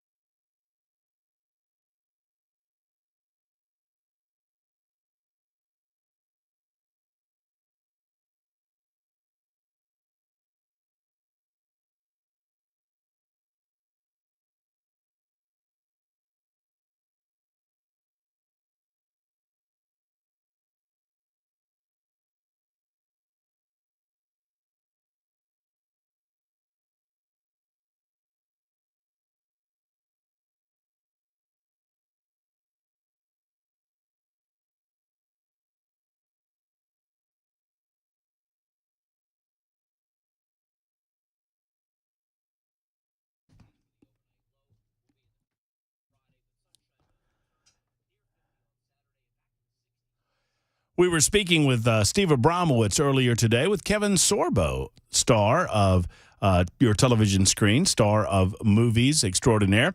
He's in town, and Steve is out and about with Mill Creek View. Steve Abramowitz is the owner and the editor of the Mill Creek View podcast, and what a great podcast it is.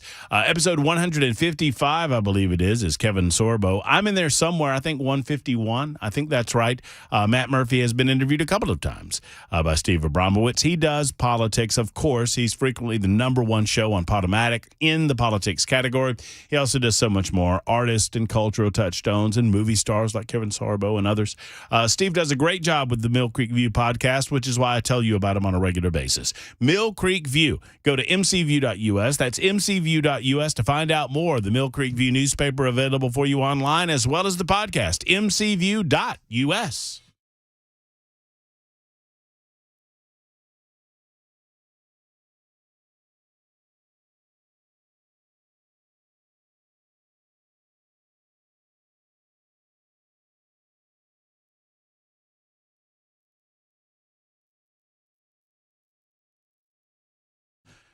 All right, final hour. Here we go. Thursday edition continues on the Murphy Show, Super Talk 99.7 WTN. We believe that cell phone service is back up and running across the United States of America, as it was spotty, out altogether in some areas earlier today, and a lot of speculation as to why that was. We're trying to put some information on that. We'll deliver that information as soon as possible. In the meantime, your telephone calls and your communication available at 615-737-9986 on the telephone lines. And then there's the Members Nutrition Super Text line, 615-737-WWTN. Either of those ways will get directly to me, and we can have that monologue turn into a dialogue, or a dialogue turn into a trilogue, depending on how the case may be. Lots to get into in the final hour of the show, not the least of which is Greg's been holding out of Huntland. So Greg called in, and we're talking about the education scholarship bill as it is being written currently in the House of Representatives and in the Senate, and they'll get together and they'll figure out some of the differences and some of the similarities, and they'll figure all of that out. And Greg, he so compelled me, and I'm so appreciative of the fact that he was able to hold on.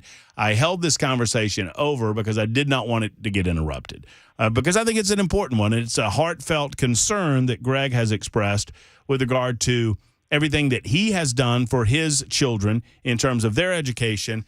And he feels like the reward is being, well, I don't want to put words in your mouth, Greg, but let's reset for those just joining us. You have sent your kids to private school. Is that correct? Correct. And you've made that sacrifice to do so. Absolutely. And so your feeling is that we're rewarding those who perhaps have not made that sacrifice necessarily. Are your kids out of school now? No, they're not. They're still in school. Okay. Well, you have a chance at it, of course. I mean, you could apply for the scholarship money, and if there are not enough need-based scholarships that need to be filled, then they will go to people like you, Greg, who are even currently in private school. So there is an opportunity available for you. Yeah, I just, through the conversation with Mr. Zapicki, it obviously, if you apply it with the criteria of it being a bad school system as far as results and income based, you could spend all of the money that they allocate for this funding before you got out of the city limits of Memphis. And I just, I'm glad they're moving in this direction, but I don't see that as the best way to approach disseminating the funds out, to make it always income based. What do you think would be? Because I think there are a lot of families who have made tremendous sacrifices to send their kids, and at any point, they're worried about getting the next semester's money together to keep them in that school and not have to move them. I think they need a chance too. I think you can have a component that is income based, but I don't think that it has to be the full scope of what they look at. Yeah, and I mean, this might help alleviate some of your concerns. I think that Zapicki has said this, and I believe it is the case that of the 20,000, the first 10,000 or so, I heard that figure early on. I've not heard it lately, but I want to think that there's a separation in like the first 10,000 are needs-based, and then it opens up to the next tier for the next 10,000 of students. So I think they're creating that division, that split already, so that people like Greg don't get left out in the cold because there are so many needs-based scholarships that are coming in to begin with. And I don't know that there's any criteria regarding the school system and whether the school system is considered a failing one or not. At least I've not seen that. I thought he made that comment during your interview. He might have. As giving them priority to get them out of a bad school system. I might be wrong in that. I could be corrected. But what about, while we're on the subject, though, Greg, I mean, what about poor people like me? I mean, I've been paying into the system for the length of time that I've been paying into the system, and I'm getting absolutely nothing out of it because I don't have any kids. I agree. I'd love to see them revamp the taxes to where, I've often thought that with people that, their children are grown and gone from the household, that, why do they continue to fund that? But I think there's a broader scope here. I think there's a lot of waste in the way that public schools are operated, and I think they really need to wrap their arms around that, and they could make some improvements. Everything, and I understand, and one of the reasons I wanted to hold you over, and I'm glad that you've been so gracious with your time, is I feel the earnestness from which the question comes, and everything that I do when it comes to education and education outcomes is centered around trying to drive more competition into what is currently a system that is ultimately a monopoly, because they understand they have almost a financial monopoly in the sense that they know that hardworking people like you, Greg, have to work doubly, triply, quadruply hard in order to raise the amount of money that you have to raise. So there's a natural advantage with the public education system, so they don't feel like they necessarily have to compete against private schools. Anything that will raise that level of competition, what I hope to do is not to diminish or to destroy public schools, but to create an atmosphere and an environment where they feel like they have to compete for the kids. And if they come at that with the right attitude, maybe it'll make public education better. I totally agree with that. Well, Greg, I wish you the best. What, if you don't mind my asking, what are the ages of your kids right now? What school? Well, I've just got one in school okay. at this time. He's a 7th grader. Well, best of luck to you, and keep listening and keep considering, and we'll get some further details on this legislation and figure out where we are on it. But I appreciate your perspective on the matter. Well, I've got you and Andrew Jackson headed your way. I sent care of Maury. So if you don't get it, you need to check with Mac. No. That's going straight to Mac Maury, not me. Greg, thank you for the call. I appreciate it so much. Greg, I understand that he represents a subset of the audience where they have worked their buns off and they feel like, what about me? What about somebody that's done everything that they're supposed to do, that have seen the writing? We've seen the writing on the wall. We understand that the educational opportunities in public education are not there for our kids. And so we did. I long said before we realized that, the season of having children of our own had probably passed, that if I were to have kids, I would just naturally, and I'm not saying I'm better than anyone, it's just having done this for the length of time that I've done it, having studied public education, I don't think that I would consider sending my kids to public schools. I do not believe that I would, because I do not have the level of control that I feel like I would want to have in terms of the educational outcomes for my children. Spending an amount of money ought to offer you a certain level of control over the outcome that you can expect. And sadly, in the public education system, there are so many layers of bureaucracy, and there are so many people between my dollar and my child's educational outcome. If you just think about it, you spend money to get a good or a service, right? So you spend money to get the service of education. That's basically what we're talking about. cutting everything else out, whether it's public school or private school, that's what I'm doing. I am spending $1 to get something in return. What is the something that I want in return? I want qualified professionals to teach my children, to educate my kids. If I spend my money with a private school, I apply to be a part of that private school. I get accepted. And I hand my money. Let's say the private school is the Fleming Academy. And I hand my money to Headmaster Mason Fleming.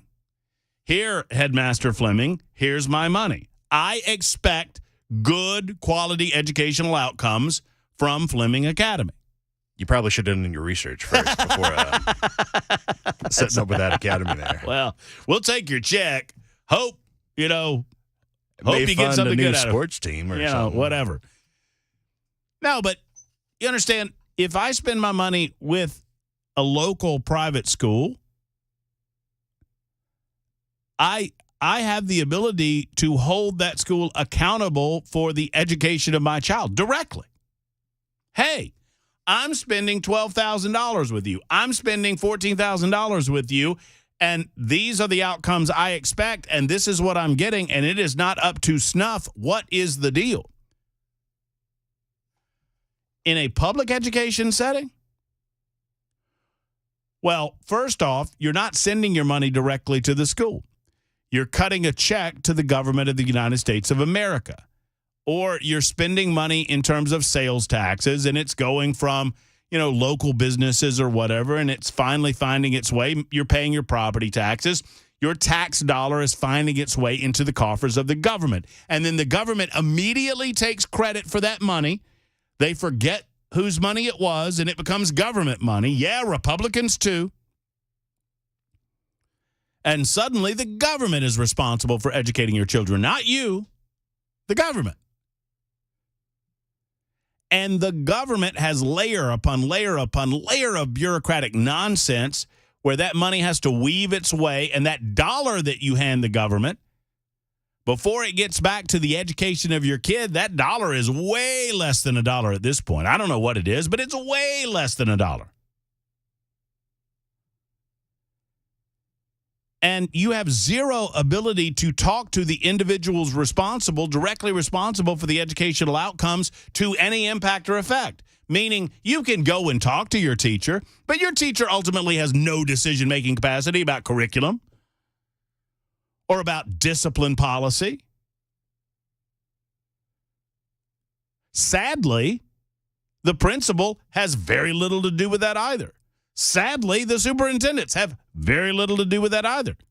Now, maybe once you get to the school boards, you might get some response. But at the same time, there's such a level of distance away from you and the outcomes that you desire. One of the reasons that private education has better results, they are results-oriented because they know if they do not get the results, the money dries up. Your money that you give to government will never dry up because you're not allowed to stop giving it. It is given forcibly, which it's not really being given at all, but you get the idea.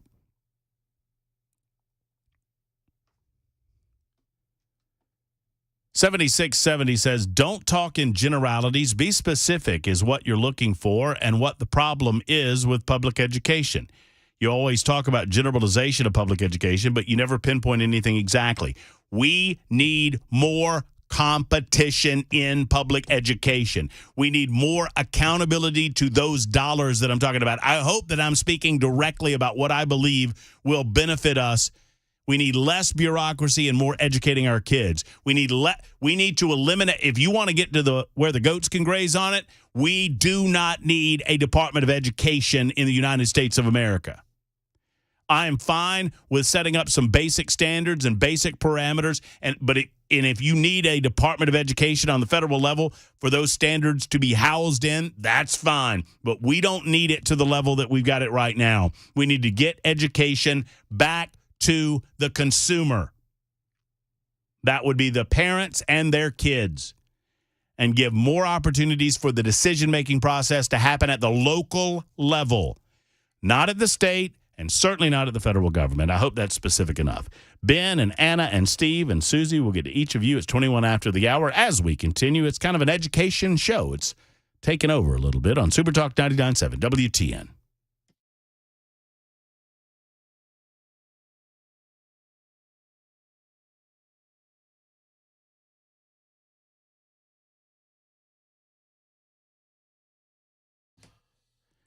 The Dr. Gill Center for Back, Neck, and Chronic Pain Relief is located in Franklin, and they would love to see you. Dr. Gill set up his system some 30-plus years ago, and that system involved finding the right-minded people, the good chiropractors out there in the area and beyond, and gravitating them to the Dr. Gill Center to create a team of chiropractic care that can assist you in your needs. It's all about your pain.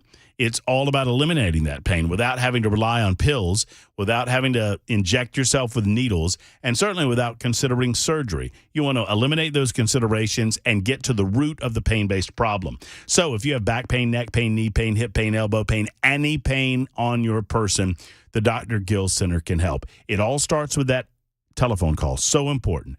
Make the call. Speak to the folks at the Dr. Gill Center. Tell them Matt Murphy told me to call you and schedule an appointment today. I promise you, once you get that first appointment, once they get those x-rays going, once they figure out and diagnose and pinpoint where the pain's coming from and get a plan of action in place, you'll thank me. And you'll thank the good people at the Dr. Gill Center. The Dr. Gill Center for Back, Neck, and Chronic Pain Relief. It's in Franklin. Give them a call today at 615-882-4838, 882-4838 for the Dr. Gill Center.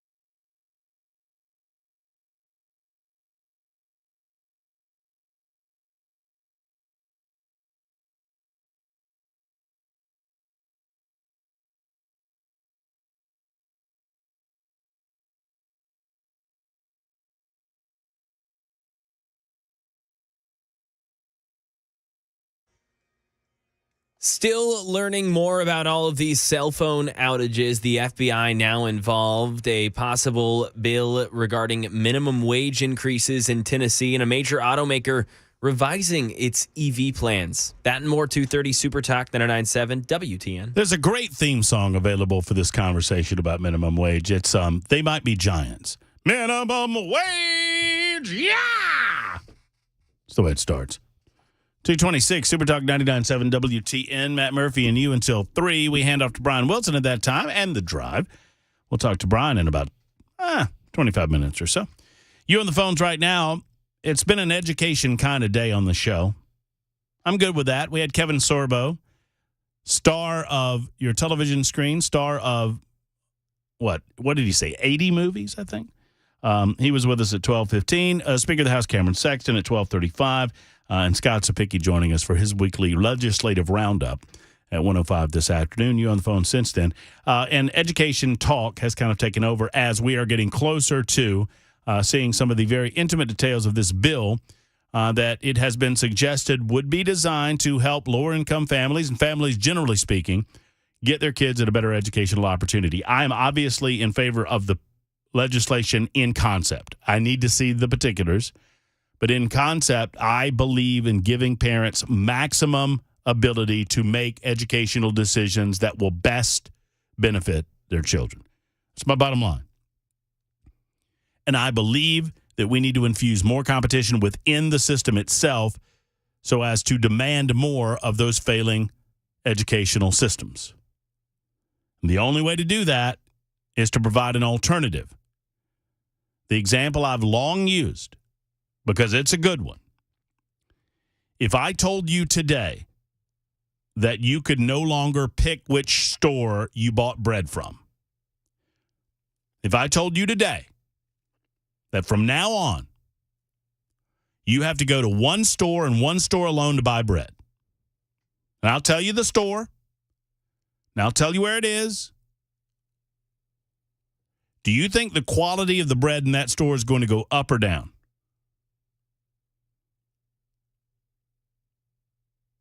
Think about it. Education's no different. The free market works. Let us see. Who's next? I believe it's Ben in Spring Hill. Ben, thank you for the call. Thank you for the patience. How are you? Good. How you doing, Matt? I'm well, Ben. Thank you.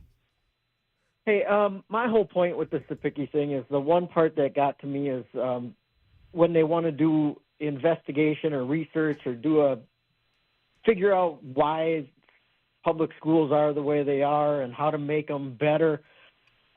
The one thing that drives me crazy is if you're a parent and you take the time to enroll someone in a private school, you're engaged, you care, you're willing to devote your time, your resources into that child. In a private or a public school, some of the students may not know a parent, may not know either parent, and you're dealing with the default. They're never going to be equal. I agree with you 100%. We need competition. We need to make our public schools better. But you're dealing with two complete different categories of students. You're never going to be able to replicate what you do in a private school because of the information and the involvement of the parents. You just can't get that in a public setting. Well, it's true that you're always going to have that uphill battle, that there are going, by its very nature, by the nature of the fact that I have to cut a check additional to my tax dollars, I'm going to be invested in my child's education in private school because beyond anything else, one would presume that the belief that I need to get my kid educated comes before the money. But even if it doesn't, the money itself would necessarily demand that I'm going to take some involvement, right? So, correct. Yes, naturally you're going to have that going.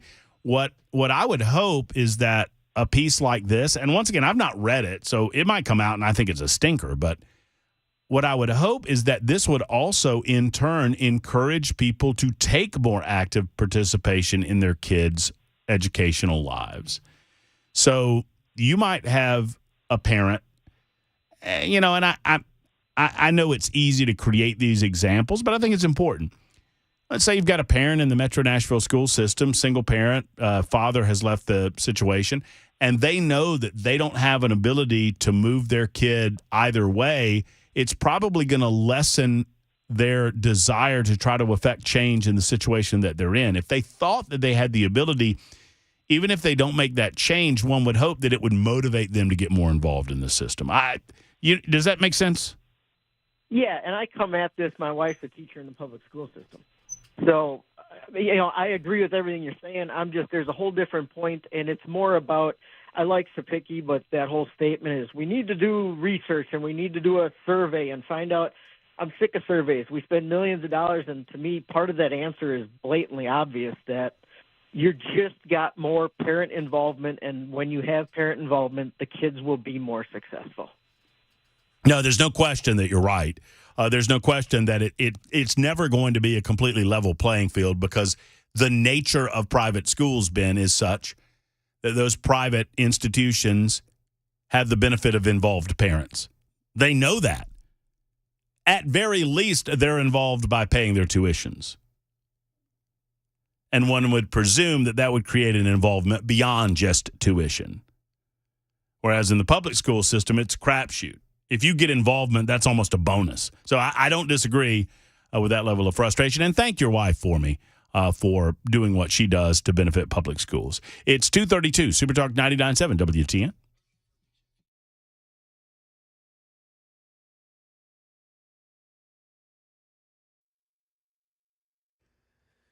.232, I'm Mac Maury with your top stories. 57 degrees, a cloudy, wet day in Nashville. Expecting rain to sustain over the next couple of hours this afternoon. Weather forecast on the way in 2 minutes. Cell phone providers say service is being restored as fast as possible to tens of thousands of customers across the country. The outage began in the early hours of today and affected mainly AT&T customers, about 73,000 at its peak. Some Cricket Wireless, Verizon, and T-Mobile customers also affected.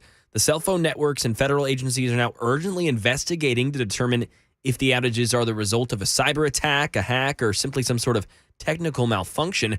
Here's reaction today from National Security Council spokesperson John Kirby at the White House. DHS and the FBI are looking into this as well, working with the tech industry, these network providers, to see what we can do from a federal perspective to lend hand to their investigative efforts to figure out what happened here.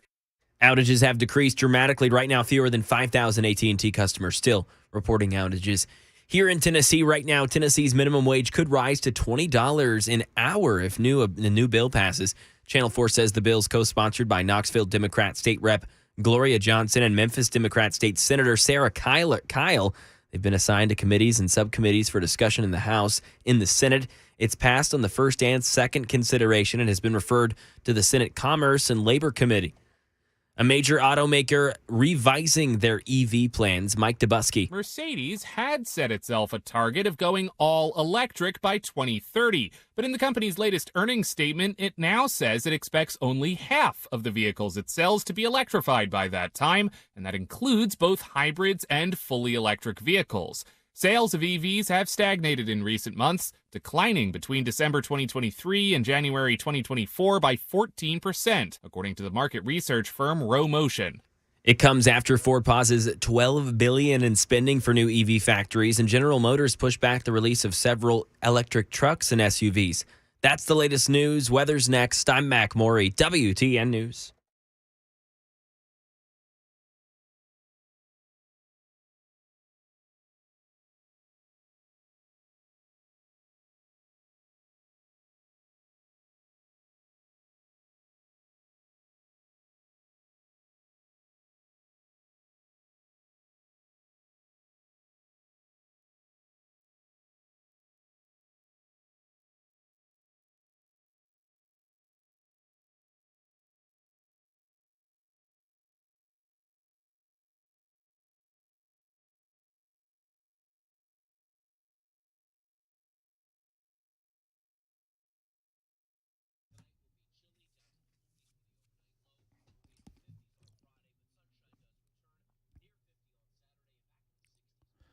Hey, friends, it's Matt Murphy. The temperatures are up and down. We're 70 one day, 60s the other day, 30 the next day. And so with that comes a lot of moving and shaking when it comes to your heater or your air conditioner. You know, some of you might have popped on the AC when it got up to 70, 71, 72 degrees. If you are doing that, or if you're turning on the heater, then turning off the heater, I mean, that's a strain on your system. And if it's not running as it should, it's time to get it running like it should. Let's call Jeff Eddy and Efficient Heating and Cooling. If that heater's not ready, call Jeff Eddy. If the AC's not ready, Call Jeff Eddy in Efficient Heating and Cooling. They are your number one go-to source for second opinions, but I want them to be the first number that you call because they're trustworthy, and that's as simple as I can put it. You can trust that Jeff and his team are going to tell you the right thing the right time, and the right thing is whatever can fix your system to the point that you can depend on it for the foreseeable future. There'll come a time, sadly, when that heater will go out, when that AC will go out. They have a life cycle, and when that comes, you can trust that Jeff Eddy is a diamond contractor with Mitsubishi Electric, an Elite Pro partner with Rheem. They'll be able to help find that system that's right for you and your family. But until that time, you want to get maximum life out of that unit, and so they don't charge you overtime on their invoices. They keep invoices low that way. They're going to try to keep that price point low as possible as well. So call Jeff Eddy in Efficient Heating and Cooling today. EfficientHVAC.net, EfficientHVAC.net, or 615-784-4424, 784-4424 for Efficient.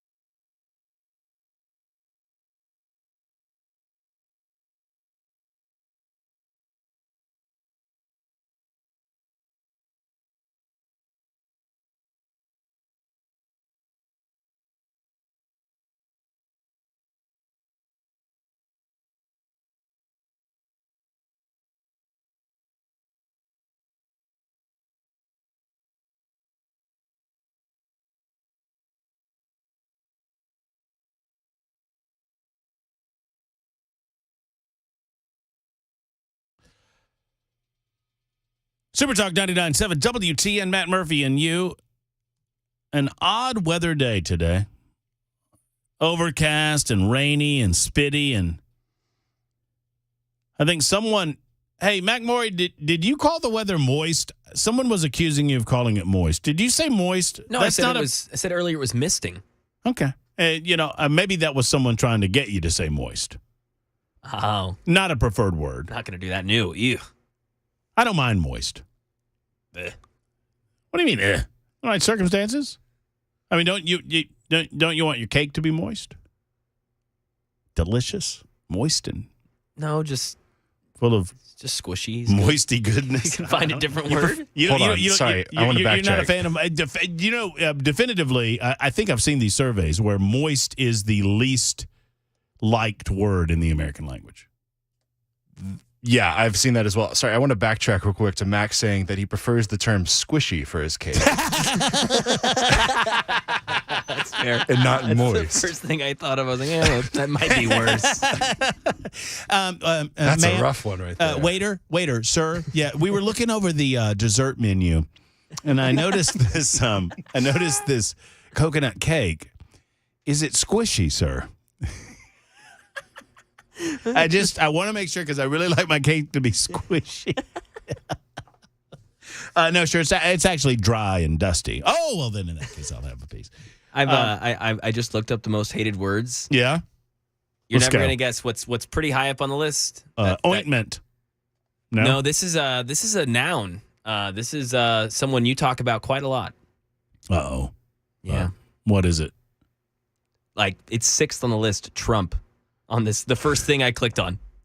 First website I clicked on. Well, yeah, I mean, I would expect that a proper name would be up there on the list. I bet Biden would be up there on the list, too. You'd think he should be real high up here. I would think. Ooh, crevice. Ugh. Crevice? All right, give me the list. What is it? Give me the rundown. You got them? Phlegm. Phlegm. Okay, sure. Yeah. Phlegm, yeah, whatever. for sure. Yeah. Mm-hmm. Nobody likes phlegm. We got mucus. Yeah, okay. I see a pattern here. Giblets. Giblets. Oh, love some giblets. Oh, ointment. Nice. I told you, ointment. Everybody hates ointment. I love it. I love a good ointment. I don't mind it. I don't mind ointment. Yeah, absolutely. Ointment's much better than salve. And yeah, I pronounce the L. Shut up. Stop. Don't at me, bro. Flaccid. Flaccid? What? Man, this is a perfect opportunity for me to go into a Tennessee Men's Clinic commercial, but I'll choose not. Okay. All right. There you go. All right. So a word I think should belong on that list is crusty. Yeah, crust was on there. Crust was on there. Crust, but not crusty. Crusty as in like an adjective is like, ugh, I don't know why. It just makes me very uncomfortable. I agree. Yeah, I'm trying to think of a time where something would be crusty and that would be a positive for it. I don't know of a time that I've described something as crusty and I meant it as something affirmative. Yeah. Something good.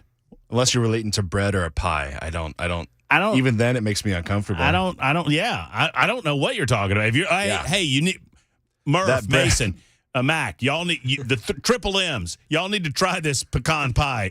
It's crusty. Running away. No, I'm not trying anything that's crusty. Crusty is borderline scabby, and I'm not trying. Absolutely doing that. I'm sorry, but if anybody refers to a pie as crusty as one of the like things that to entice you about it, they should be assigned plates and forks for the next like cookout or like potluck. Crusty yet squishy, man. That's what I want my cake to. I would like my pie crusty yet squishy, not moist. Thank you. It's like moron on table 3, yeah, exactly. Just whatever. So speaking of language matters. And I guess maybe I'm going to oversimplify this. So President Joe Biden, for what it's worth, and nobody believes he's actually making any of these decisions. He said earlier this week that based on the fact that we have Navalny, and is it Alex Navalny? I'm going to say Alex. It's Alexei, I guess. Alexei Navalny, the Russian opposition leader that recently died, and most rational people believe he's been murdered by Vladimir Putin. Vladimir Putin's a bad human being. He's an evil human being. There's no question about that. He believes that he's not. He believes that he's acting in the interest of the people of Mother Russia. But he is evil, in fact. And he is willing to kill his political opposition, as he has done with Alexei Navalny, in my opinion. So this past Friday, Joe Biden blamed President Vladimir Putin for Navalny's death, saying the U.S. was not sure exactly what happened, but it was, quote, a consequence of something that Putin and his thugs did. And I don't disagree with that. That's fine. Even a blind squirrel finds a nut every now and again. What confuses me is what he has said he will do in response. Now, understand, we are entering year number 3. We are now in the 3rd year of Russia's war with Ukraine.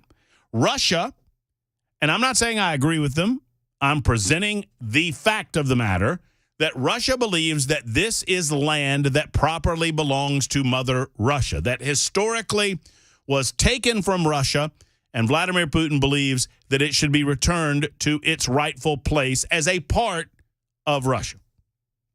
Obviously, government in Ukraine, Vladimir Zelensky, and others believe differently, and the United States of America is backing Ukraine monetarily and with material support. Not that we necessarily should be, but we are. We have listened to our political leaders, especially leaders on the left, regularly refer to this as a moment in time that we cannot escape from and a crucial moment for democracy, not just in Ukraine, but all across Europe, not just all across Europe, but all across the world. You've heard it described in these terms, where literally the fabric of the world is at stake, that World War III could be around the corner as a result of the actions of the evil, brutal, murderous dictator Vladimir Putin. Everybody clear on all of that? President Joe Biden said Monday that he is weighing additional sanctions against Russia over the death of Russian opposition leader Alexei Navalny. I have a genuine question. How in the hell is it, with everything that we're told that is at stake, with everything that we're told is in the balance, with literally the free will of mankind hanging in the balance with Russia and Ukraine, how is it that we have additional sanctions to put on Russia? Why is anyone not asking this question? Why was Joe Biden waiting? Why have we been holding sanctions back? If everything is so vital and crucial, if this means everything,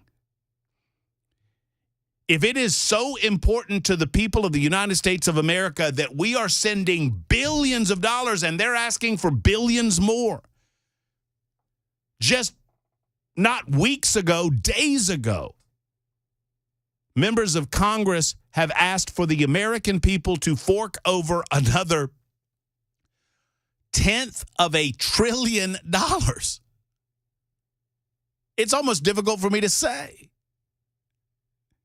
If that's the case, if we're expected to believe that this is so important, that we're forking over this amount of money, why haven't we sanctioned them to the point that we can't sanction them anymore? I mean, serious question. What sanctions are they left? And why are there sanctions left? It makes zero sense. You know what?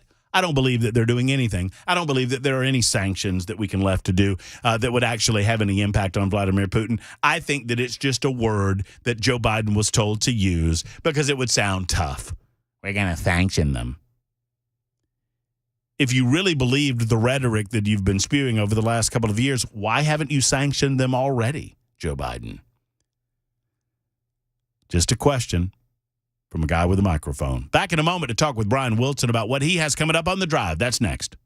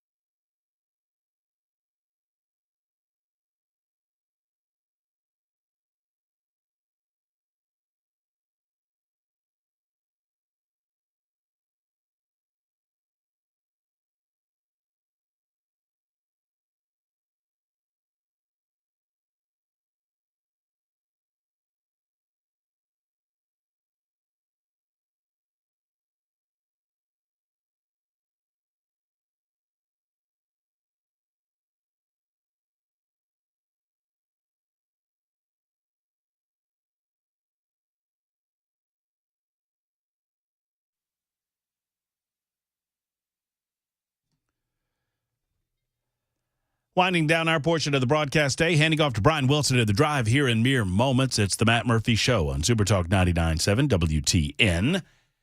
Mr. Wilson, I have a question for you. All right. I'm stand here at rapt attention. What is it? So we have been told repeatedly that this Russia-Ukrainian conflict is so important to the future of democracy around the globe that we need to spend untold billions of dollars of American tax money and borrowed money to help support it. And my question is, why have we been holding back on all of these sanctions that apparently Joe Biden is set to put up against Vladimir Putin and Mother Russia by extension? You know what I mean? It's like, oh, we're going to sanction them additionally. That's what he's going to get for killing. You're wondering, why are there any sanctions left? Why are there sanctions left? I don't get it. I guess you always want to have a few arrows in your quiver, just in case you need them. I don't know. It's a good question. And look, I'll tell you, Russia is acting very badly. And to me, this really all comes down to Putin seeing a vacuum on the world stage. Yes. We don't have leadership in this country, and he's willing to take advantage of the fact that we have a very weak leader, and he's going to keep pushing and pushing and pushing as hard as he can. Well, I've heard you say it. I didn't mean to interrupt you. I've heard you say it, though, and it's that I think all of this started, and I've heard you say it a time or two, Afghanistan. Every world leader gets tested very early in their administration. And especially U.S. presidents. They want to know who we're dealing with. Mm-hmm. How far can we push? Mm-hmm. Well, I mean, in this particular case, it was self-inflicted. We now know that Biden so strongly disagreed during the Obama administration about Afghanistan policy that the first thing he wanted to do was get in there and prove that he was right about Afghanistan. And everybody told him, don't do it the way you're going to do it. I mean, everybody told him that. And he said, no, I know better. And he did it, and it was a disaster.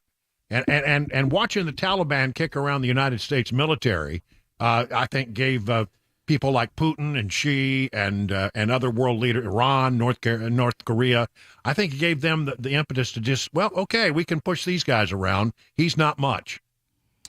I've heard you say this as well, too. Wasn't it Bob Gates that said if you want to know what to do on the if you want to know what to do on a foreign policy matter, find out what Joe Biden says we should do and do the opposite. I'll never forget the fact that when Obama was president and Biden was vice president, and they got a bead on Obama. I mean, on Osama. Yeah. Osama. I'm sorry, Osama bin Laden, and they got a bead on where he was, and Obama is said to have gone around the room and asked everybody, Secretary of State, Secretary of Defense, blah, blah, blah, blah. And then the last person was Biden. Biden was the only person in the room who thought it was a bad idea to go after him. Unbelievable. Yeah, I mean, so that's all that you need to know about Joe Biden. He's universally wrong on foreign policy. Mr. Wilson, what's coming up next on The Drive? Three things that I think I want to focus on today. Everybody was concerned that this Biden-incorporated investigation being done by the House Oversight Committee may have hit a wall. I don't think so. In fact, I think that's what everybody wants to happen, but I think it's still very much alive, and I'll tell you why. I want to know what Nikki Haley's up to. We'll talk about that. And then all of a sudden, isn't it interesting that Joe Biden thinks he has the authority, just executive authority, to do something about the border when he said all along he didn't have the authority. Yeah, that's right. It's kind of my question about sanctions. It's kind of the same kind of deal. So that's all straight ahead on The Drive. We look forward to it. There's Brian Wilson. He's coming up in mere seconds right after Mac Maury's newscast, and that's coming up right now. We're back tomorrow at high noon. Until then, so long, folks.